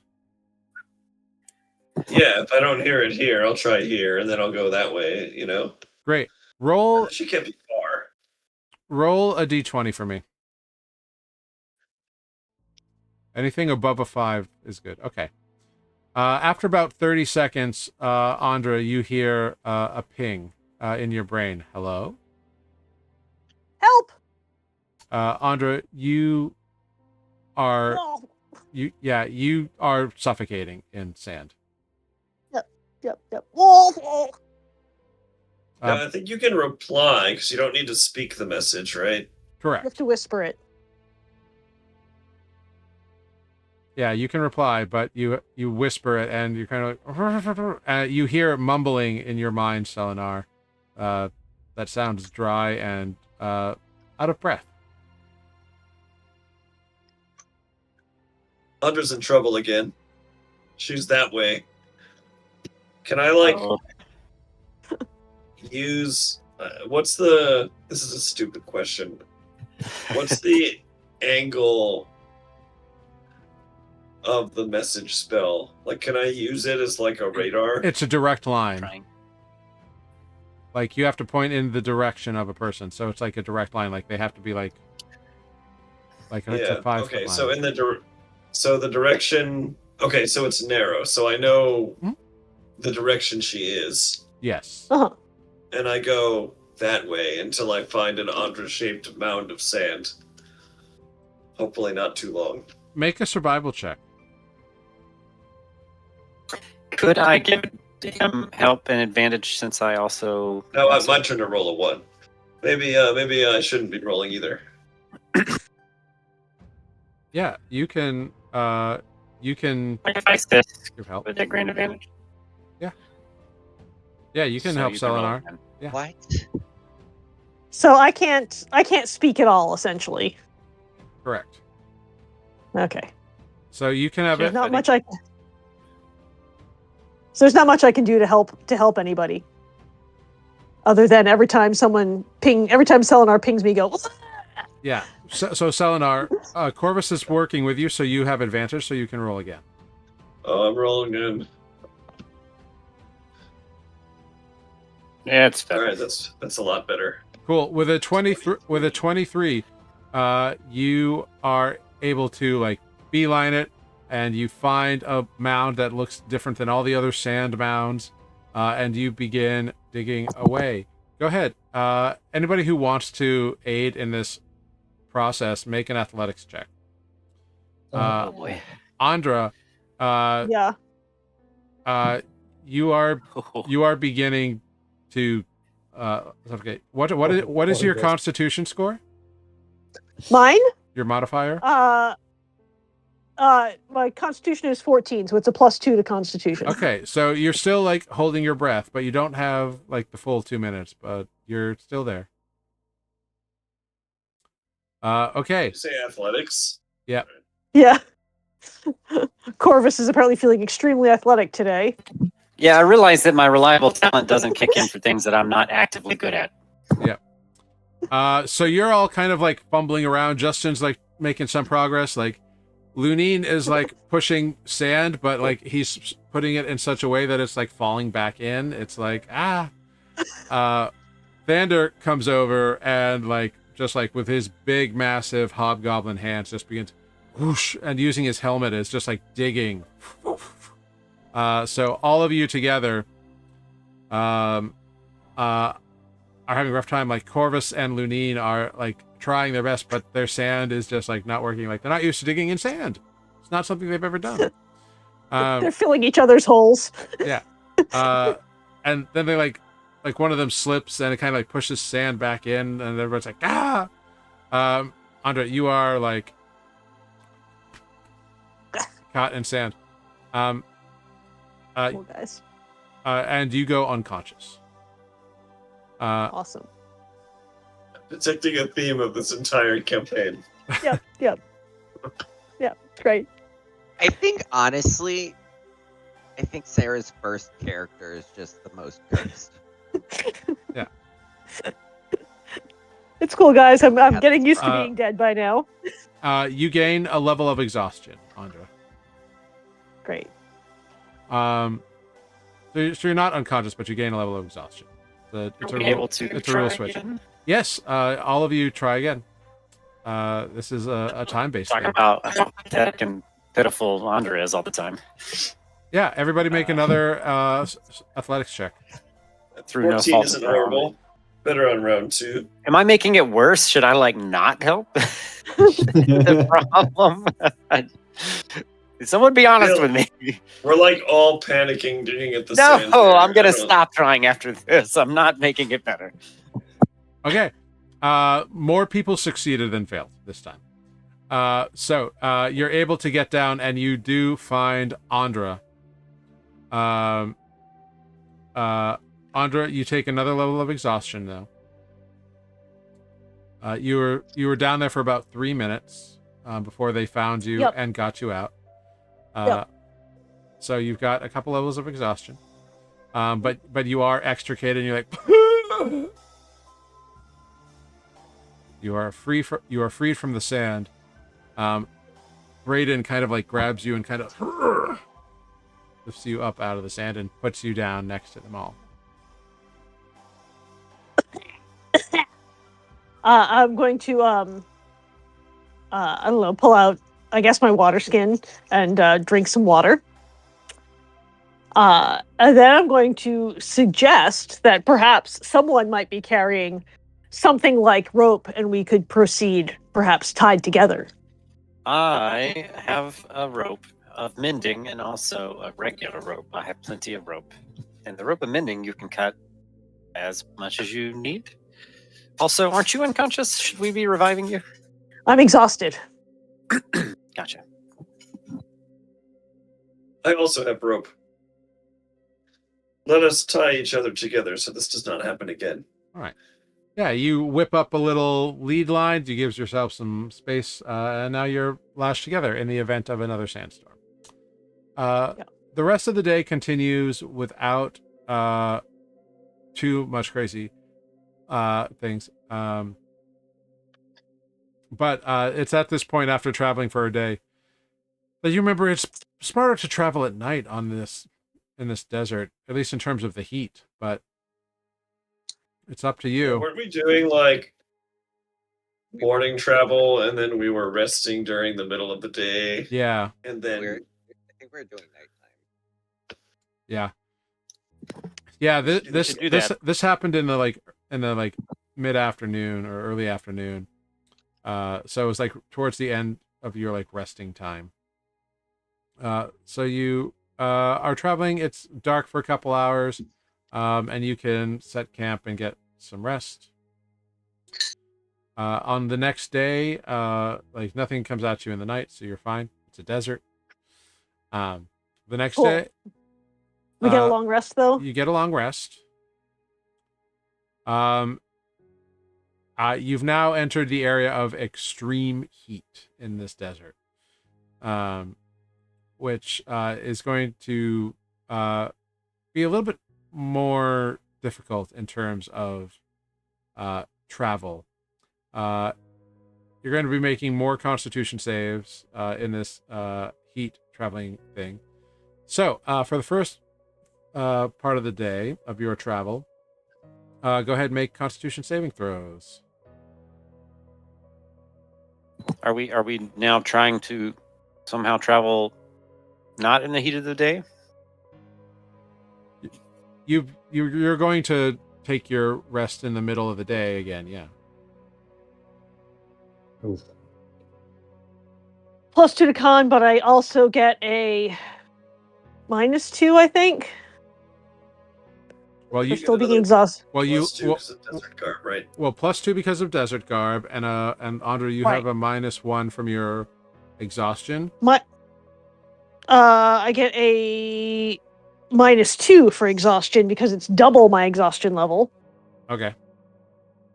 Plus a -1 for having been dead recently, so -3, so I rolled a 5. Okay. No. +2 -3, so I rolled a 7. Your cumulative -1 Yes. with all your bonuses. Yes. Okay. Which is a real popular Constitution level today, apparently. Yes, indeed. Drayden seems fine. Everybody else is just oppressed. And it is miserable. I'm going to assume that a nat 20 is good enough, and I'm ignoring your statement. Oh, did you roll a nat 20? Sorry. Yours Yeah. is not showing up for some reason. Oh, there I you know. are. I don't know why. I've tried many things. Yep. When I roll Selenar, it shows up. So okay. So I don't know if it's... So great. For this first bit of travel, Corvus, you gain a level of exhaustion. Everybody else How exciting. is okay. How do you do that again? I forgot. It's under conditions. Conditions. It's all the way at the bottom of the conditions. Now, somebody go ahead, roll me a d20. Not it.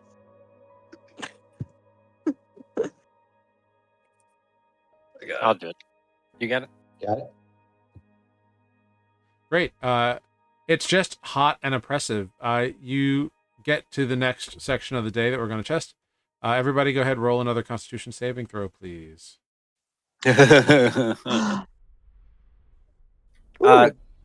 Selenar, your die keeps landing on top of where my con save is.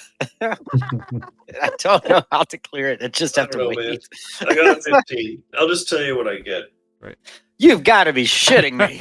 I rolled the exact same thing. Yeah. Corvus, you take another level of exhaustion. Yikes. I'm not a fan of deserts if I haven't said it before. You don't like water either, so I'm okay with water now. You were there for it. Why you got to be a punk? Okay. Great. Yeah, you are having a bit of a problem today, Corvus. Next, you rest for a while in the middle of the day. Corvus is just having a bad time with it. You begin again for the next section of travel. Everybody go ahead and make another Constitution saving throw. But, like, what are the odds that both rolls were exactly the same both times? I don't know. Try to do it again. Kidding. It's only getting worse because I'm exhausted. Oh yeah, I forgot. Okay, well, maybe not. Okay. Everybody passes this round. So nobody gets Yay. exhausted. You mean the DC was like stupid low for the one that I rolled like really high on? Thanks. Yeah, so the way this mechanic is working is the DC is lower, but you have to do it more often. And it increases as the day goes on. Oh, okay. So I just, yeah. Okay, great. Natural ones. Yeah. Natural one is pretty much always a fail. Okay. Great. The next session of the day comes to pass. Everybody go ahead and make another con save for me, please. Woohoo! Oh, how many sections are there?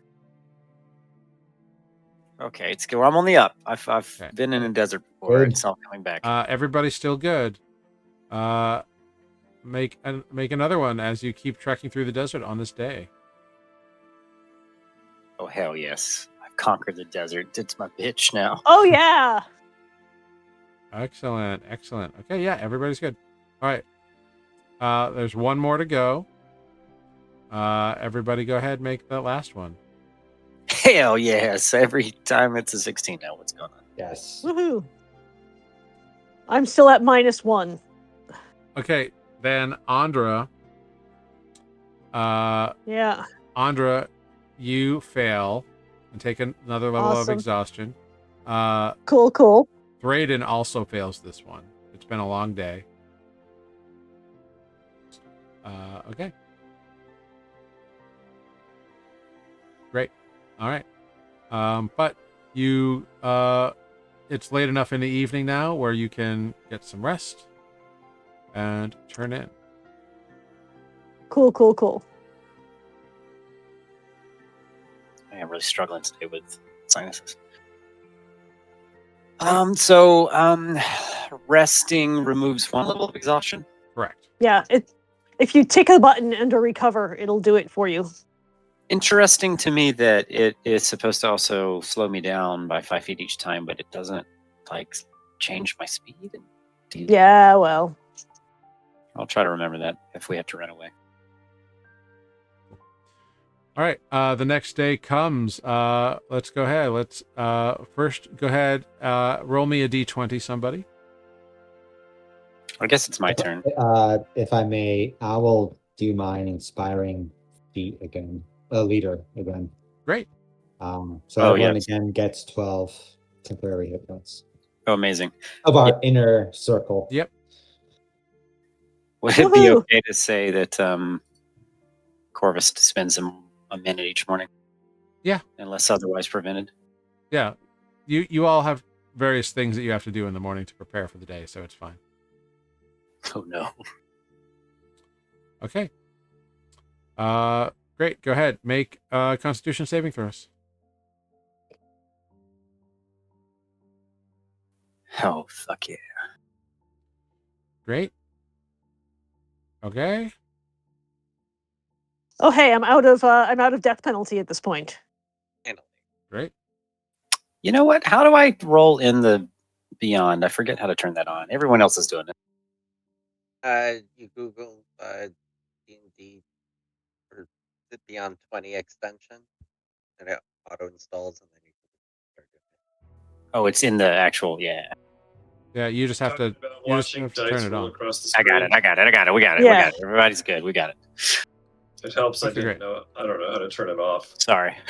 Miner's black. There we go. I had to remember what You click the little die in the bottom left of your screen on D&D Beyond, and then you can toggle off 3D dice. I have Oh, it. excellent. Oh, you're talking to Jeff. Oh. I'm ready. Okay. Great. The first one, not a problem for everybody. Second one, everybody go ahead, make a con save. An 8 might be a Okay. problem. Okay. 9. Oh, yeah, one. 10. No. Oh, no! Lunine, this time you gain a level of exhaustion. My turn. So, oh wait, no, sorry, hold on. Math. Oh yeah, you do. You rolled in that one. Selenar, what did you roll? You rolled a 3. Okay. 8. Eight in total. 8 in total. Yeah. Great. Cool. All right. Okay. The next set before your rest in the middle of the day, everybody make another Constitution saving throw. Oof.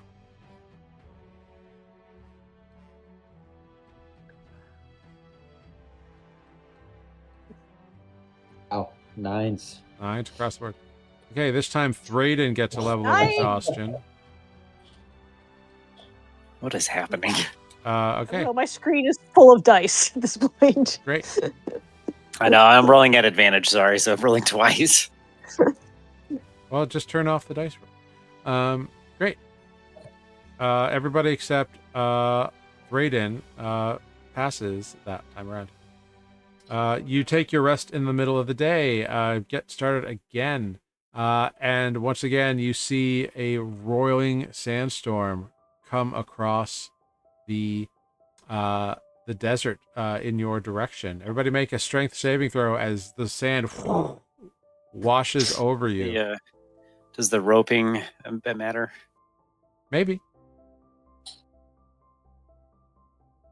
Oh no, it's both poorly. Strength, not con. Oh, I thought I clicked strength. Why did it roll con? Interesting. You missed. Clearly, yeah. Okay. It's gonna be better. Hey, I was strong today. That was a con save again. I'm clicking strength. I don't know what to tell you. Okay, I'm clicking strength. It's the second time I've clicked it. I'm just gonna roll a d20 and you can subtract 1. I wish I hadn't said that. Okay. Can you just take the first one and subtract 5? Yeah. What is the first one I rolled? It was a 16. So you rolled a 16 on the die. Your con is a +2. Yep. So it would have been 18. Okay, great. Okay, great. So Andra, or Yeah. sorry, Andra, Lunine, you each take 20 points of bludgeoning damage from the sand and shrapnel and bits and bobs. However, being all tied together, you are not lost Woohoo! from your party members, which is nice. Mhm. So you are able to be unburied and freed from the sand that you may have been covered by, which is good for you all. All right. Yeah, it kind of sucked last time. Yeah. Continuing on, everybody make another con save.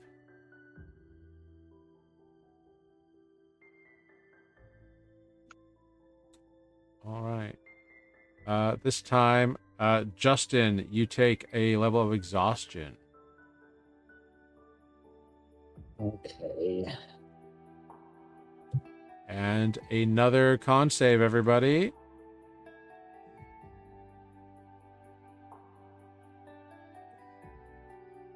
Damn it. I'm sorry. Level 1 exhaustion. I'm This rolling is at another- disadvantage. Another 8 might be a problem. I rolled a 6.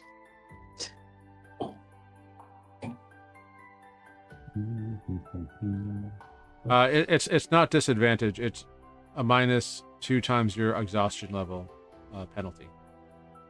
Dice rolls. Oh my god. Yeah. Justin, you take another level of exhaustion, as does Andra, and as does Brayden. 8 is good enough?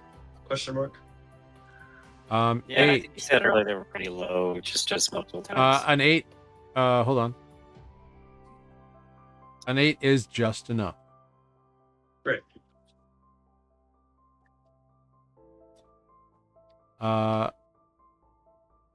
So that was 5, right?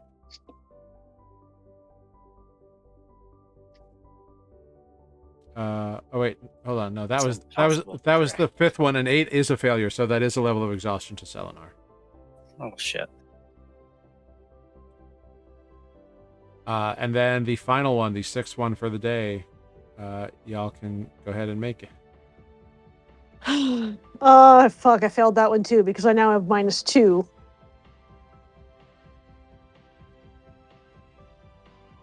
Yeah, I realize that it just cancels out my sun gear, my level of exhaustion. One level cancels out your sun gear. The second level gives you another -2. Yeah, I've adjusted my saves as appropriate. However, I think I passed everything pretty highly. Okay, so I don't. Andra's the only one who takes another level on that run. Yeah. Great. What did Selenar get? I really Yeah, don't like the Selenar's desert fine. guys. But that That's that is the day of travel. My That's speed is 3 now days so halved. far. Sorry, what was that, Selenar? That's 3 days so far, right? Correct. Do we know how far we have to go?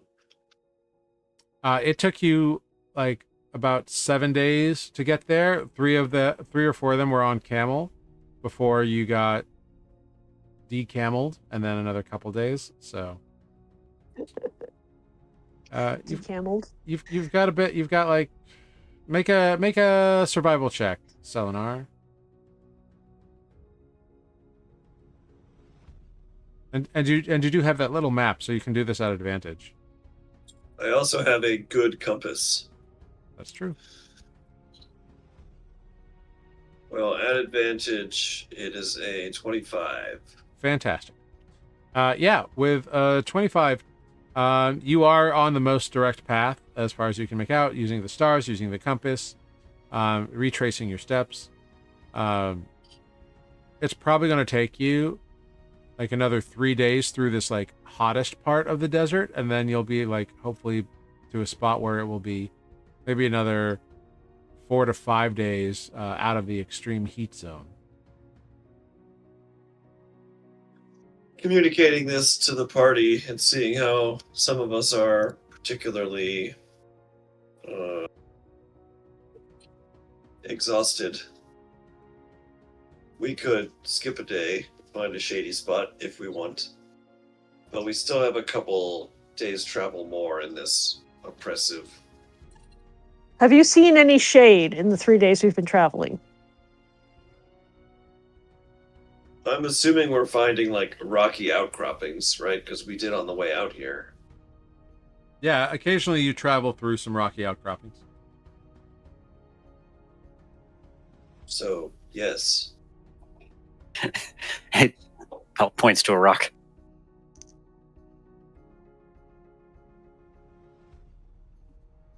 Yeah, do we need an extra day to recover? Are any of us in a particular hurry? I mean, we have a Really year, are. but I assume our friend here would like to get also back to the Feywild as soon as I would like to get you guys there as soon as we can to, get this curse under control. Unless we plan to pay for it in Metanet. This is merely an option. But we could keep going. So we get a long rest, I assume. Mm-hmm. Yep, you all can apply a long rest. Great. For the next day of travel. Somebody go ahead and roll me a d20 for the day. I shall do it. Okay, Oh no. great. Everybody go ahead as you start your day. Let's make our Constitution saving throws the first time around. Remember, exhaustion level times 2 is what you subtract.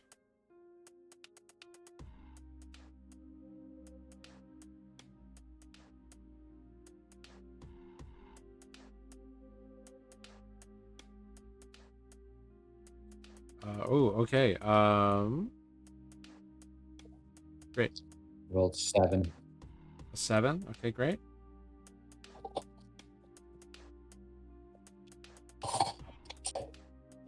Selenar, you're good.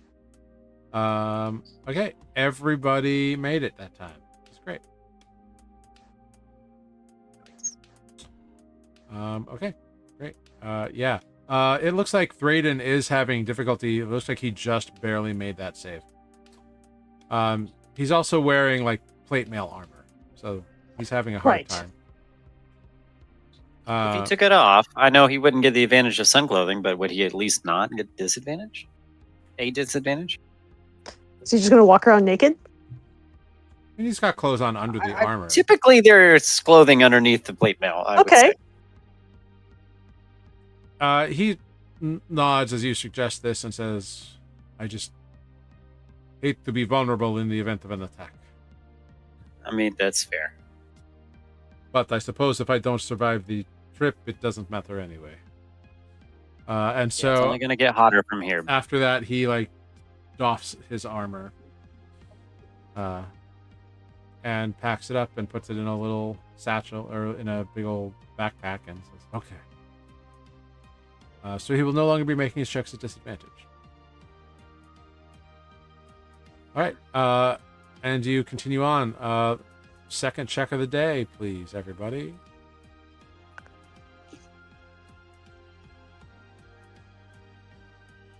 Oof. I rolled a 6. Okay. A 12? Great. Probably okay. Yep. Everything is okay. Everybody is good that time around. Okay. Check the third.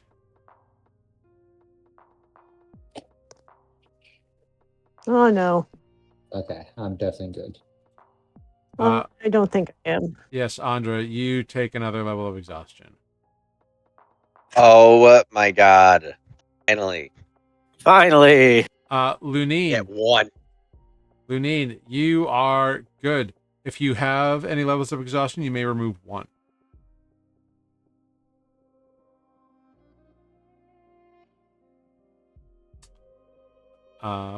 Great.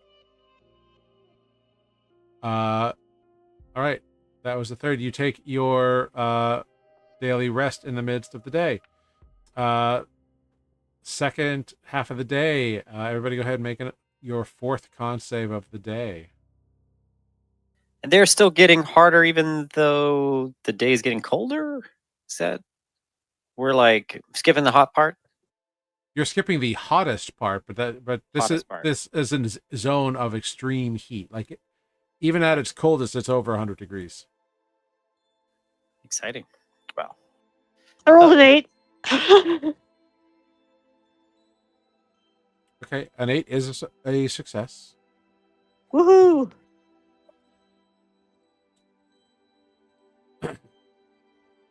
Okay, everybody made that.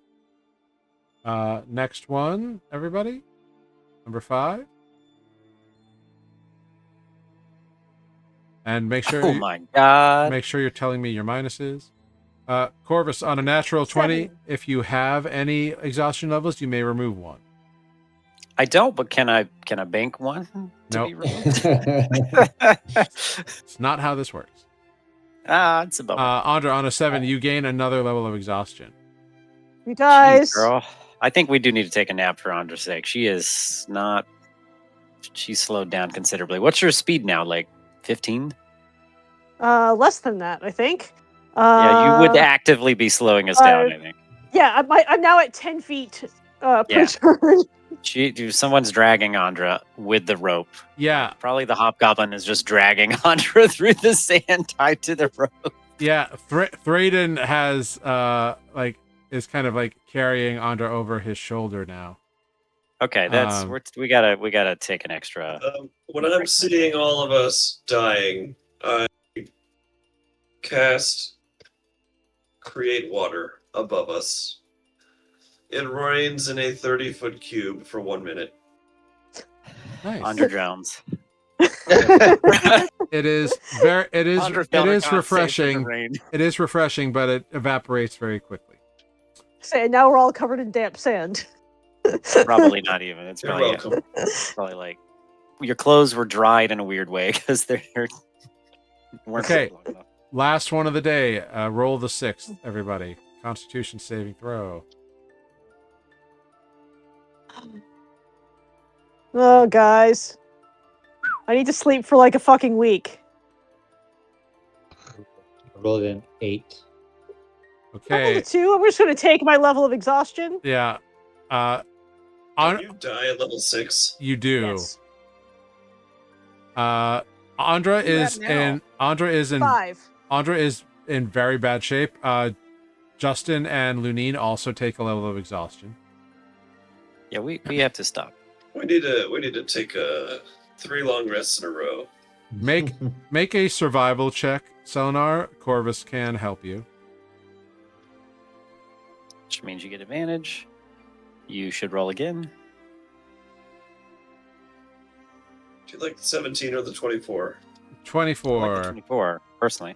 Great. With a 24, you're able to find a lean of some rocks that's big enough for you all to kind of like rest in. Andra's in extremely, extremely bad shape. And with Thraden, and Thraden's got like a bit of like canvas with him, like that he's been sleeping on as like a blanket. But you're able to like set it up as like a lean-to kind of scenario. And you can make like a little shelter to spend some time here. And we shall. Great. Cool. So it's still going to be like crazy hot. But you're not like being active here. So like you don't have to make saves. But Andra will have to spend 5 days here to remove all of her exhaustion levels.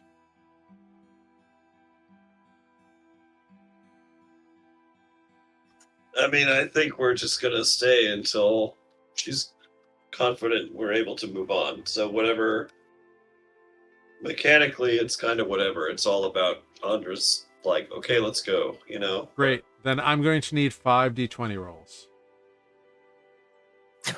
Okay, everyone rolls once, right? 1, 2, 3, From 4, 5. Yep. oh yeah. Oh, are we all rolling one? Is that what we're doing? Everyone rolls Yep. 1. There's 5 of us. All right. Ooh, Did a mine cool not go? breeze comes through on Selenar's Nope. day. I see it, Why is- Corvus. You rolled a 6. Okay. I did. You're right. Okay, so first day, everybody apply a long rest. For the first day,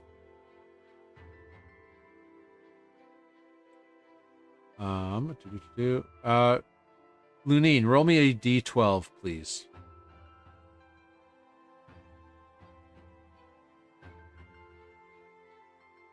Two. Cool. You hear some hissing from within the rocks that you have made this camp in, and you fight off a couple, like three like massive swarms of like these venomous snakes that were living in these rocks. You fight them off yourself, but you do take 15 points of damage of poison and piercing damage throughout the combat on that day. But that's what happens on that day. Kill them? He does Are you kill able them. to kill beasts? Can I cook them? He's not Who he kills- he is not able to slay them, no, but he's able to Oh, okay, fight. But he's able to fight them off. Okay. And they run. It's probably one of the reasons he takes so much damage is because he's not just killing them.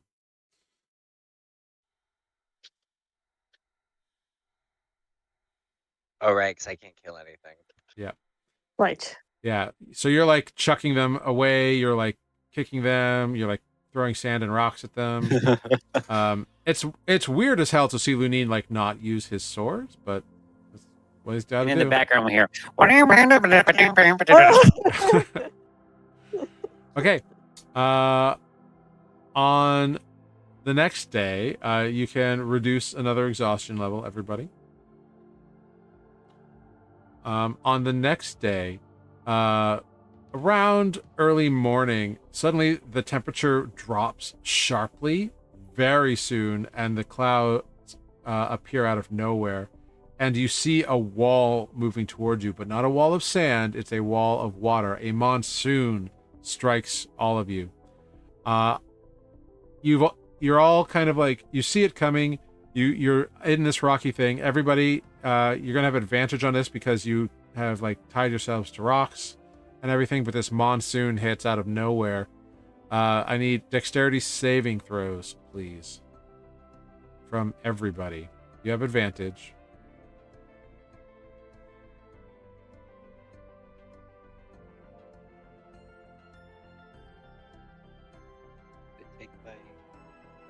Nice. And 18. 11 for Selenar. But I still have a -6 because I still have 3 levels of exhaustion.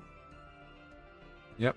All right. Turn off So the rolling. It's So 8 if we're at advantage. okay, great.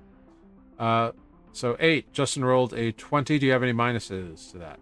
I do. -2, so 18. Okay, great. Corvus, why does it keep saying you rolled Constitution? I don't know. I don't know. I should have a +8.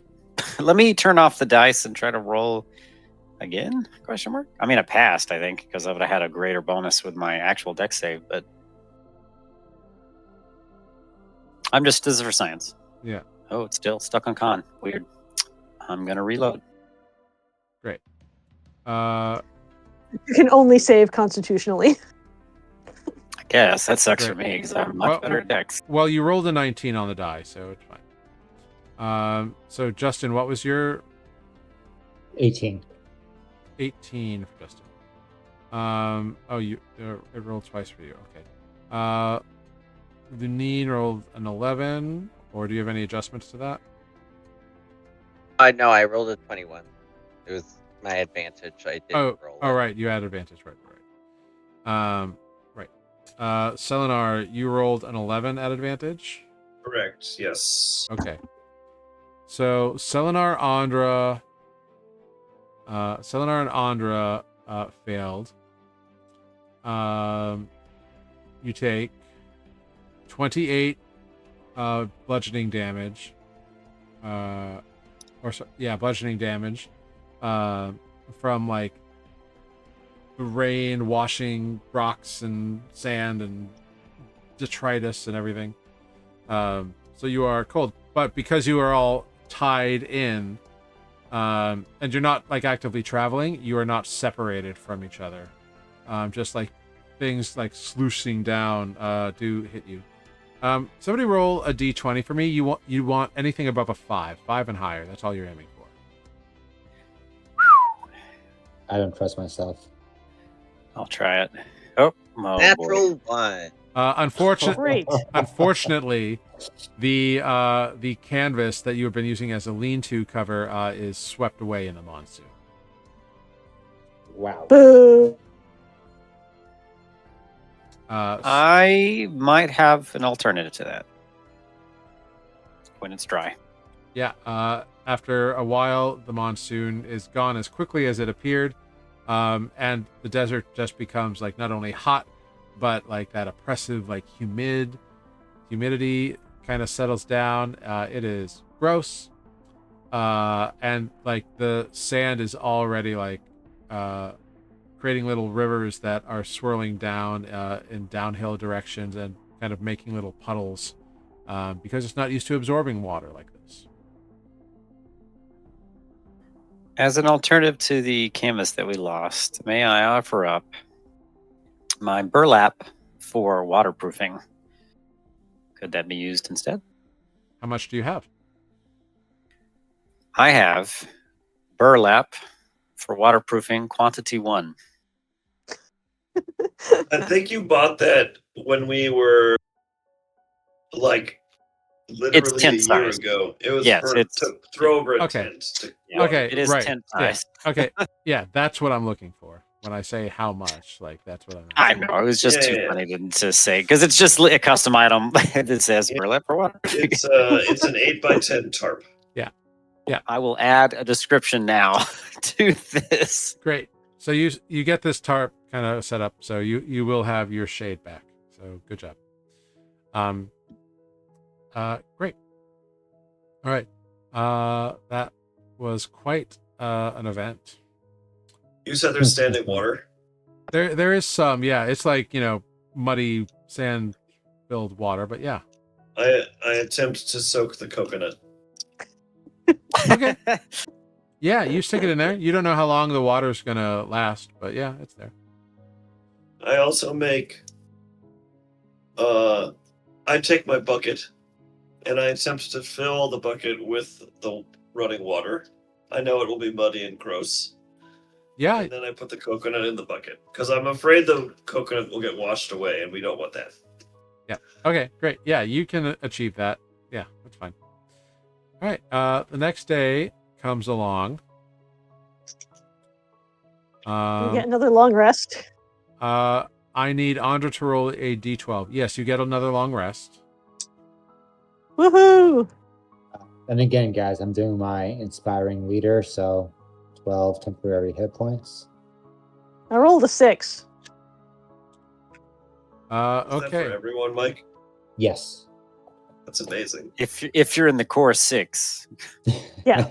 So, this day, as you are waiting out, believe it or not, having Thraden becomes especially helpful this day, because a group of hobgoblins appears in your area and like looks like they were like maybe going to cause some trouble, but Thraden shouts at them and talks them down and gets them to back off, and they end up providing you with some extra food and a couple of extra water rations. Thraden Amazing. points them off Corvus, you hear him give them directions back towards the oasis. And he reports, and you also understand as he reports to them that he will be returning to the Goblin Court once his mission is completed, and he expects no shenanigans about it. Copy that. And the other hobgoblins see cowed for the most part. One of them seems to be like of rank with him, but seems to he seems to be the same like kind of rank in whatever organization they're part of. But he seems to demur to him for some reason. Okay. We picked the right hobgoblin to be friends with. Yeah. Yay, hobgoblin. And so they depart. And the day goes by. You all get another long rest. Hooray! All right. I need Justin to roll me a d12. Sorry. Wait. Hold on. Yes, a d12 from Justin, please.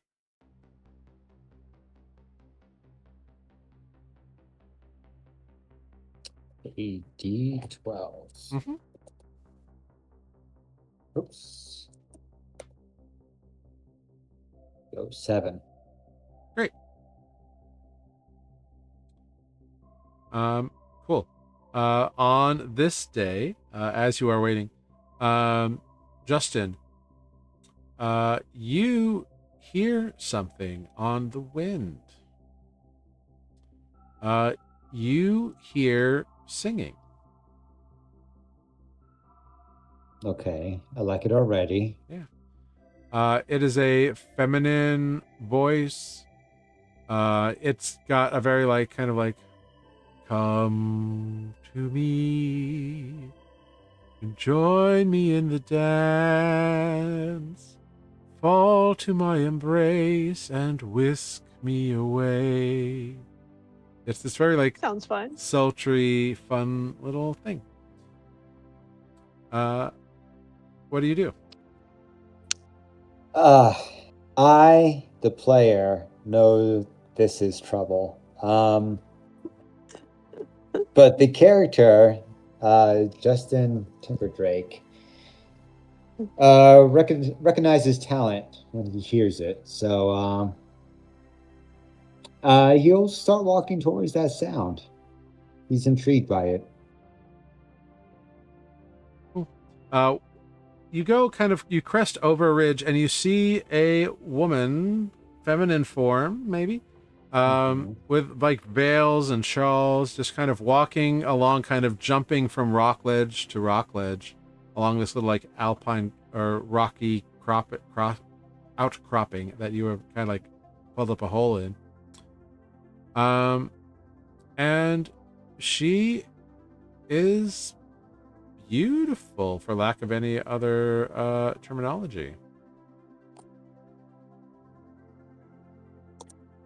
You can only see her from behind, like she's got veils covering her face, probably like sun protection, you know. Mm-hmm. But you see her, and you hear her singing continue. And how far away am I from her? You're maybe like 50 feet away, and she's kind of like 50 feet? like hopping casually in your direction. Like it's very obvious that you've seen one another, like unless you're like trying to hide, like, you know. No, I'm not hiding. I will approach another 20 feet. Mm-hmm.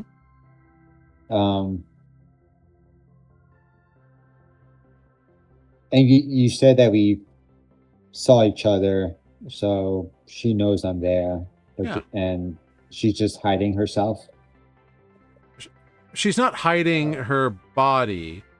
She like just her face is covered. Hiding her face. Yeah, that's what I meant. Sorry. Yeah.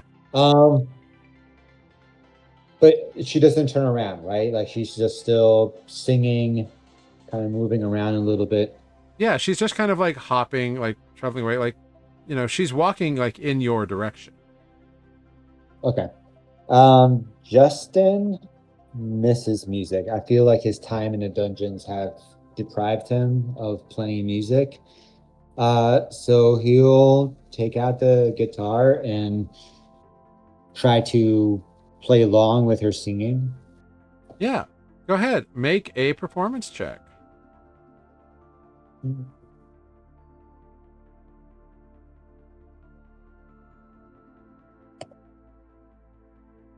Natural 20. Oh, it is Boom. Plus 10. Wow. beautiful. Entranced by her? No, she's entranced by me now. Whoa. You're Yeah. the siren. Oh, how the tables have I'm the turned. same siren now. Yes. How the turns of tables. She begins like actively dancing and like clapping along with your playing, and you're matching her song like perfectly. It's this glorious harmony in the midst of the desert. Now that Justin has begun playing, you all hear this. He kind of like wandered off a little bit, but you all hear this going on, and some distance away, and Justin, this woman kind of like walks up to you, and you get to like see her skin. It's dark skin, beneath the flowy robes and veils and everything, and you can hear she must have like bells or metal jingle jangly things in her hair, because like every time she shakes her head and laughs, there's like little like noises, Mhm. and she's having a great time, and yeah, she's very enamored by your playing, and at the end she looks at you when she comes to her song, finishing her song, and she's like, "Oh, you are quite the performer, aren't you? Imagine coming across you here in the midst of the desert." It's a wild world out there, and people meet in the craziest of situations. Oh, it is so true. Oh, but you are not unappealing to be seen. To find such a handsome man in such a desolate place warms my heart. It is very hot and dangerous here. I am so glad to have found a friendly face.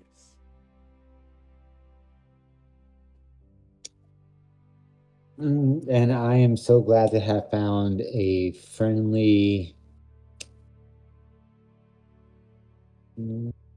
music. I love That music. sounded weird coming out. But you know what I mean. You have a lovely voice, is what I'm trying to say so eloquently. Oh, thank you. That's so kind of you. Is it weird if I ask for... Oh, I don't know if I should. I'm sorry. Nothing's weird to me until it's out in the open. Well, given that you are such a performer and so handsome, would it be horrible if I requested a favor?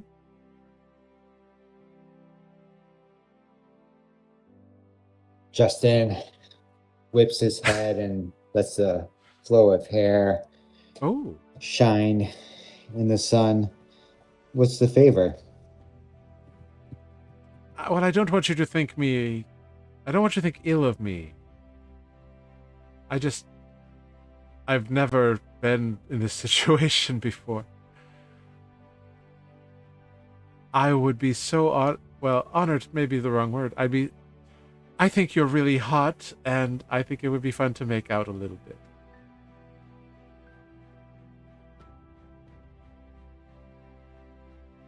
I'm sorry, is that too forward? Get it? Yeah. Um, Justin Justin is the kind of guy that He's no Corvus. he wants people to love him, but not in like he wants that desire from people, but it doesn't mean that he wants to partake in it himself. Like he wants people to love him. He wants people to desire, to want to kiss him, to want to hold him, to reach out and touch him. But he doesn't want to return that favor. You know, that's how I always imagine Justin. So he's selfish. Yeah, he wants people's love, but he won't return it. Some people. So, she says this, and Justin kind of shakes his head and takes a step back. And I'm sorry, I made it weird. I didn't mean to make it weird. The chance of meeting a musician of your caliber out here, when you are as attractive as you are, I didn't mean to make it weird. I'm very sorry. No, that's okay. Don't feel embarrassed. I admire the bravery to say that and to follow your instincts. No, I'm just you have to understand, I'm just not that kind of person.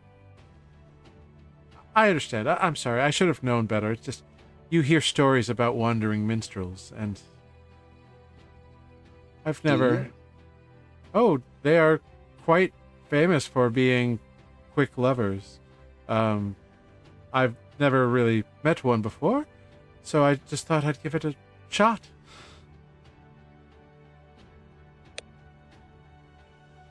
She's probably like 10 feet away from you at this point. Mm-hmm. Like you took a step back and she did not pursue you. So okay, she did not pursue. I enjoyed this moment in time playing music with you. I think the sound was exquisite, and I have missed it for so long. But Justin looks up and sees the sun, beating down on him. Justin says, but I should return to my comrades. I understand. Are they far? They're all right. Hold on, insight check. This. Sorry, I gotta quit acting. I'm gonna insight her on that questioning. Yeah. 18. She seems to be asking out of curiosity. She doesn't see. Okay. In other words, you don't get a sense that she's concerned that you have friends nearby. Mm-hmm. It's not like she's like, "Ooh, I better get him by alone." It's more like she is seriously curious if there's more of you nearby. Okay. and how far away they are. Okay. I'll respond. Yes, they're close by. Oh, that's wonderful. What do you think? No, I'm sorry again. I don't want to impose. I'm sure you're. I'm sure you're all very close. I shouldn't intrude. I'm so sorry. Please, if I may ask for your name, I'm Justin Timberdrake. Timberdrake? What a fun name. Yeah. Well, thank you. You can call me JT, though. JT. Oh. Yeah, workshopping that. We'll see if it sticks. JTD, maybe, huh? No? Okay. No, it doesn't quite have that flow. Well, if you say so. I think you should emphasize the D. I raise an eyebrow at that. Oh, yes. I've always found drakes to be fascinating creatures. they're so interesting. They're so serpentine. And she removes her veil, and you see on top of her head is a mess of snakes. And I need you to make a Constitution saving throw. There it is. Woohoo! Took longer than I thought. I admittedly, knew it was but- coming. It's worth it. It was this exchange. Well is all done. worth Well it. done. 18. Well done. That is a success. Well done. Go ahead, roll a little initiative for me here, buddy. Cool. She doesn't have to roll a saving throw against my eyes. My beautiful eyes. Nope.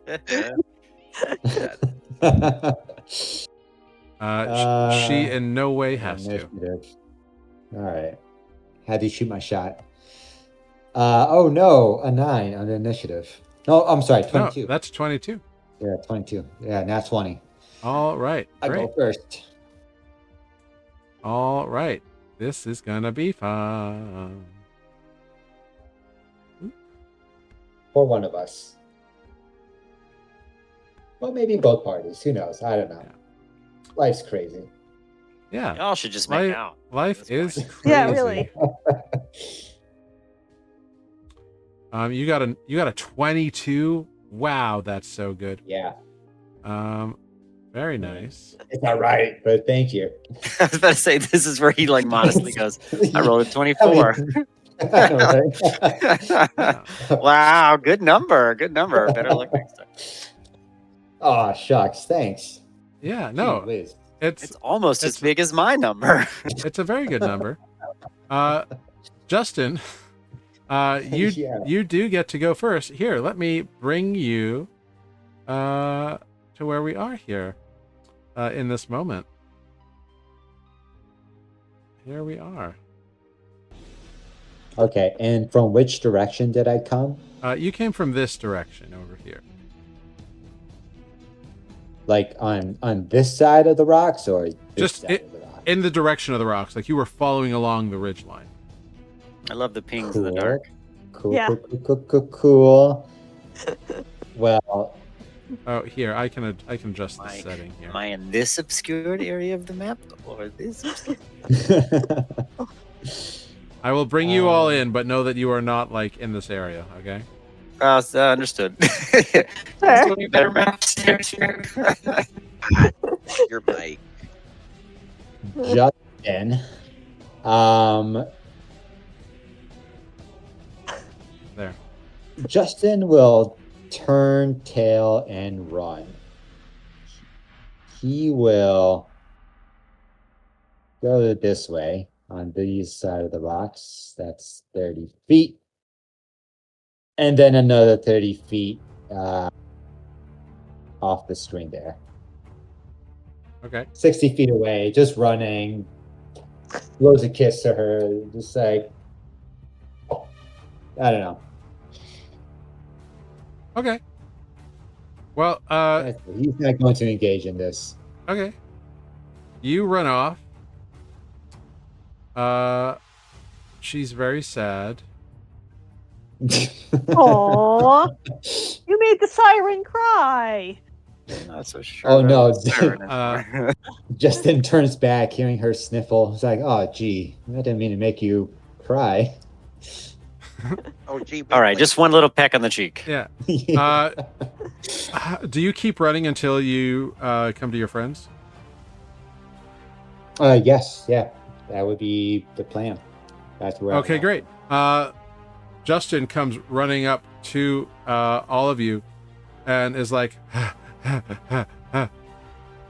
guys. And what do you say when you show up breathing? I'm glad to see you're still breathing. Sam Siren, beautiful, also beautiful. Sand Siren that way. Let's not engage. Did you engage? I kept what? Why would you even? No, I did not engage. You're awfully out of I- breath. Well, I thought you're I had bragging, to or- run. It was really hot out. It is really hot out. I bet it I was. had to run. I'm still wearing my sexy leather outfit. So yeah, you can understand. I'm a little bit parched, a little bit thirsty, out Yeah. of breath. And that is when cresting over the rocks comes the woman, and she crests over, and like that. she there she is. she does. She looks like this. Oh my. And I need, and as she crests, you all take a look. I need everyone to make a Constitution saving throw. Why didn't you just tell us to run? Everyone wanted to ask questions. I mean, we're committed to the bit. Her home? Oh, what? My God. Why would you Yeah. bring her home? The nat 1 for Selenar. Okay. Selenar and Lunine are restrained.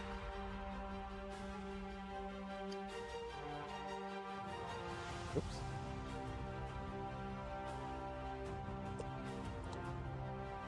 Selenar and Lunine are restrained. Andra's fine. Oh, I guess I need your friend here. I need Raiden. Nope, not that one.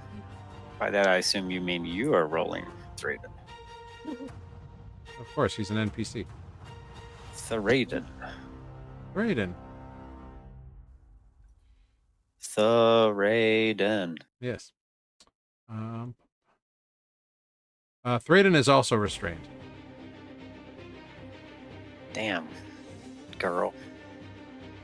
Girl. So she comes over, stares at you. The snake's like, listen to you.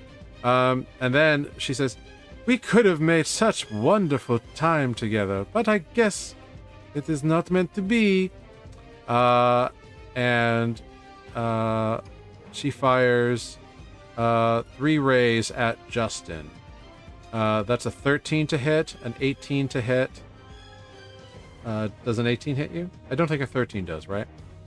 It unfortunately does hit me for 13 hits. Okay, so the 13 hits for 9 points of poison damage. The 18 hits for another 11 points of poison damage. And the natural 20 Misses. hits for a total of 24 poison damage.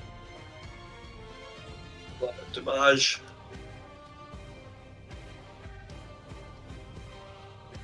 Are you hanging? And then, erupting from the sand,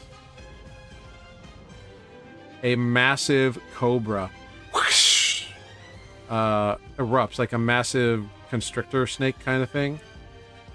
Just erupts from the sand. Cool.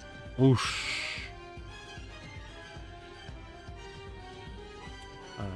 Right there. And you can all roll initiative. Exciting. Yes, indeed. Well done. I rolled a nat 20, which is a 21. I don't know if you can see it. Also, my roll 20 is now a black square, which is cool. I just turned off the rolling dice and the thingy bit and to see if that helped. I don't know if it... Oh, I guess I still rolled con, so I guess it doesn't matter. Let's see if my initiative is con. No, it's initiative. No, it's initiative. Oh, I didn't... Oh, whoops, I didn't select my token. Sorry. Okay. Hang on, I gotta do my other thing. Gotta roll a d8. So, Selenar, what's your initiative? 21. Corvus, what's Hell your yeah. What's your initiative? 23? What's 16 plus 7? Oh, I failed to click my token first. You people are killing me. It's been wait, a month. Same. It's been a month. Yeah, but I'm there. I'm there in the turn order, so maybe I did. Yeah, you I did. think You clicked. Everybody Okay. else, no. Everybody else failed. All right. Sorry. I did If click Jeff- it. I just don't know what's happening. You know what? I'm not sorry. If Jeff is looking at a black square, and I can roll Selenar, but he can't, I think I have Selenar's token still. That doesn't matter. Jeff always has it. Like, I don't remove. Oh. Okay. Never Give mind then. Selenar back to Selenar, Andra. Yeah. I don't know what's happening, but I'm going to put in the episode chat what my screen looks like. It's pretty amazing. Right. So he doesn't have Selenar, is what I'm trying to say. No, he does. Like, he's got control of Selenar. He's got the vision. It's his character. I added you to it. I just removed you from it. Cool. But he's still seeing a black square. I don't know why that's happening. Oh. Me Okay. neither, and I'm okay with it. Okay. Well, Corvus, it is your turn.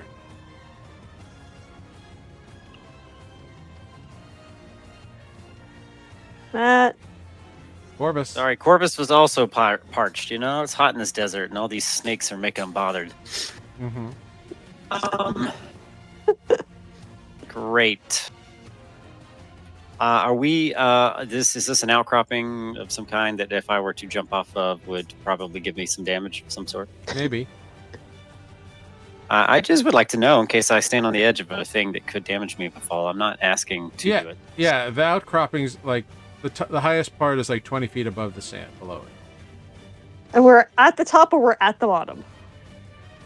You have your back to it, so you are at the bottom of this side of it, and like you had the canopy thing over Great. it. Gotcha. Understood. You're a canopy thing. Okay. Good one. Whoa. Selenar, you're on deck, followed by Andra, I guess.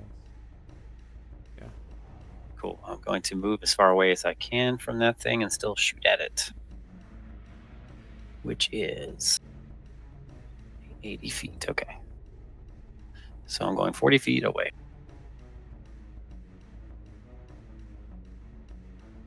Actually, before you do anything, we're gonna call it here for the night. We're gonna I did take Fair. a peek at the time. we're gonna come back to this next week. Now that you have rolled initiative and battle has begun, so we'll return here next week to face the sand siren and her pet snake. Plus big snake. Well, I hope you all had fun this evening. It was Of course. certainly a joy. We had quite a few fun moments. Yeah. So good. Oh, that was an accident, but okay, cool. Yeah, great. Good night. Yeah, thank you. Thank you all for joining. We're going around say our goodbyes. I'll figure out who we're going to raid. Let's start with Selenar, our druid here. I'm Jeff. I have been playing Selenar. Weirdly, when you ended the game, it is no longer a black square, so I don't know what's happening, but Maybe it was just whatever. like an asset loading thing. I don't Maybe know. your lighting was fucked up or something. It was. Yeah, I don't know. I don't know. Let's just hope it magically fixes itself next week when we play again right here. Yeah. Wonderful. Thank you. Next up, we've got Mike. We got Justin. Justin, who is Justin?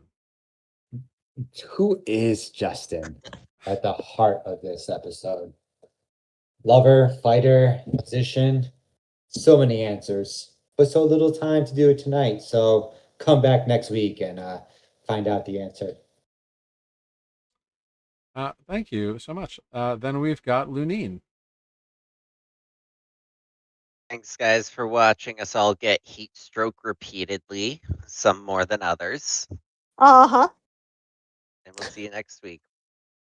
Well, Looney is stoned. Not yet. You just restrained. Oh, Next up, we've got getting there. Next up, we've got Corvus.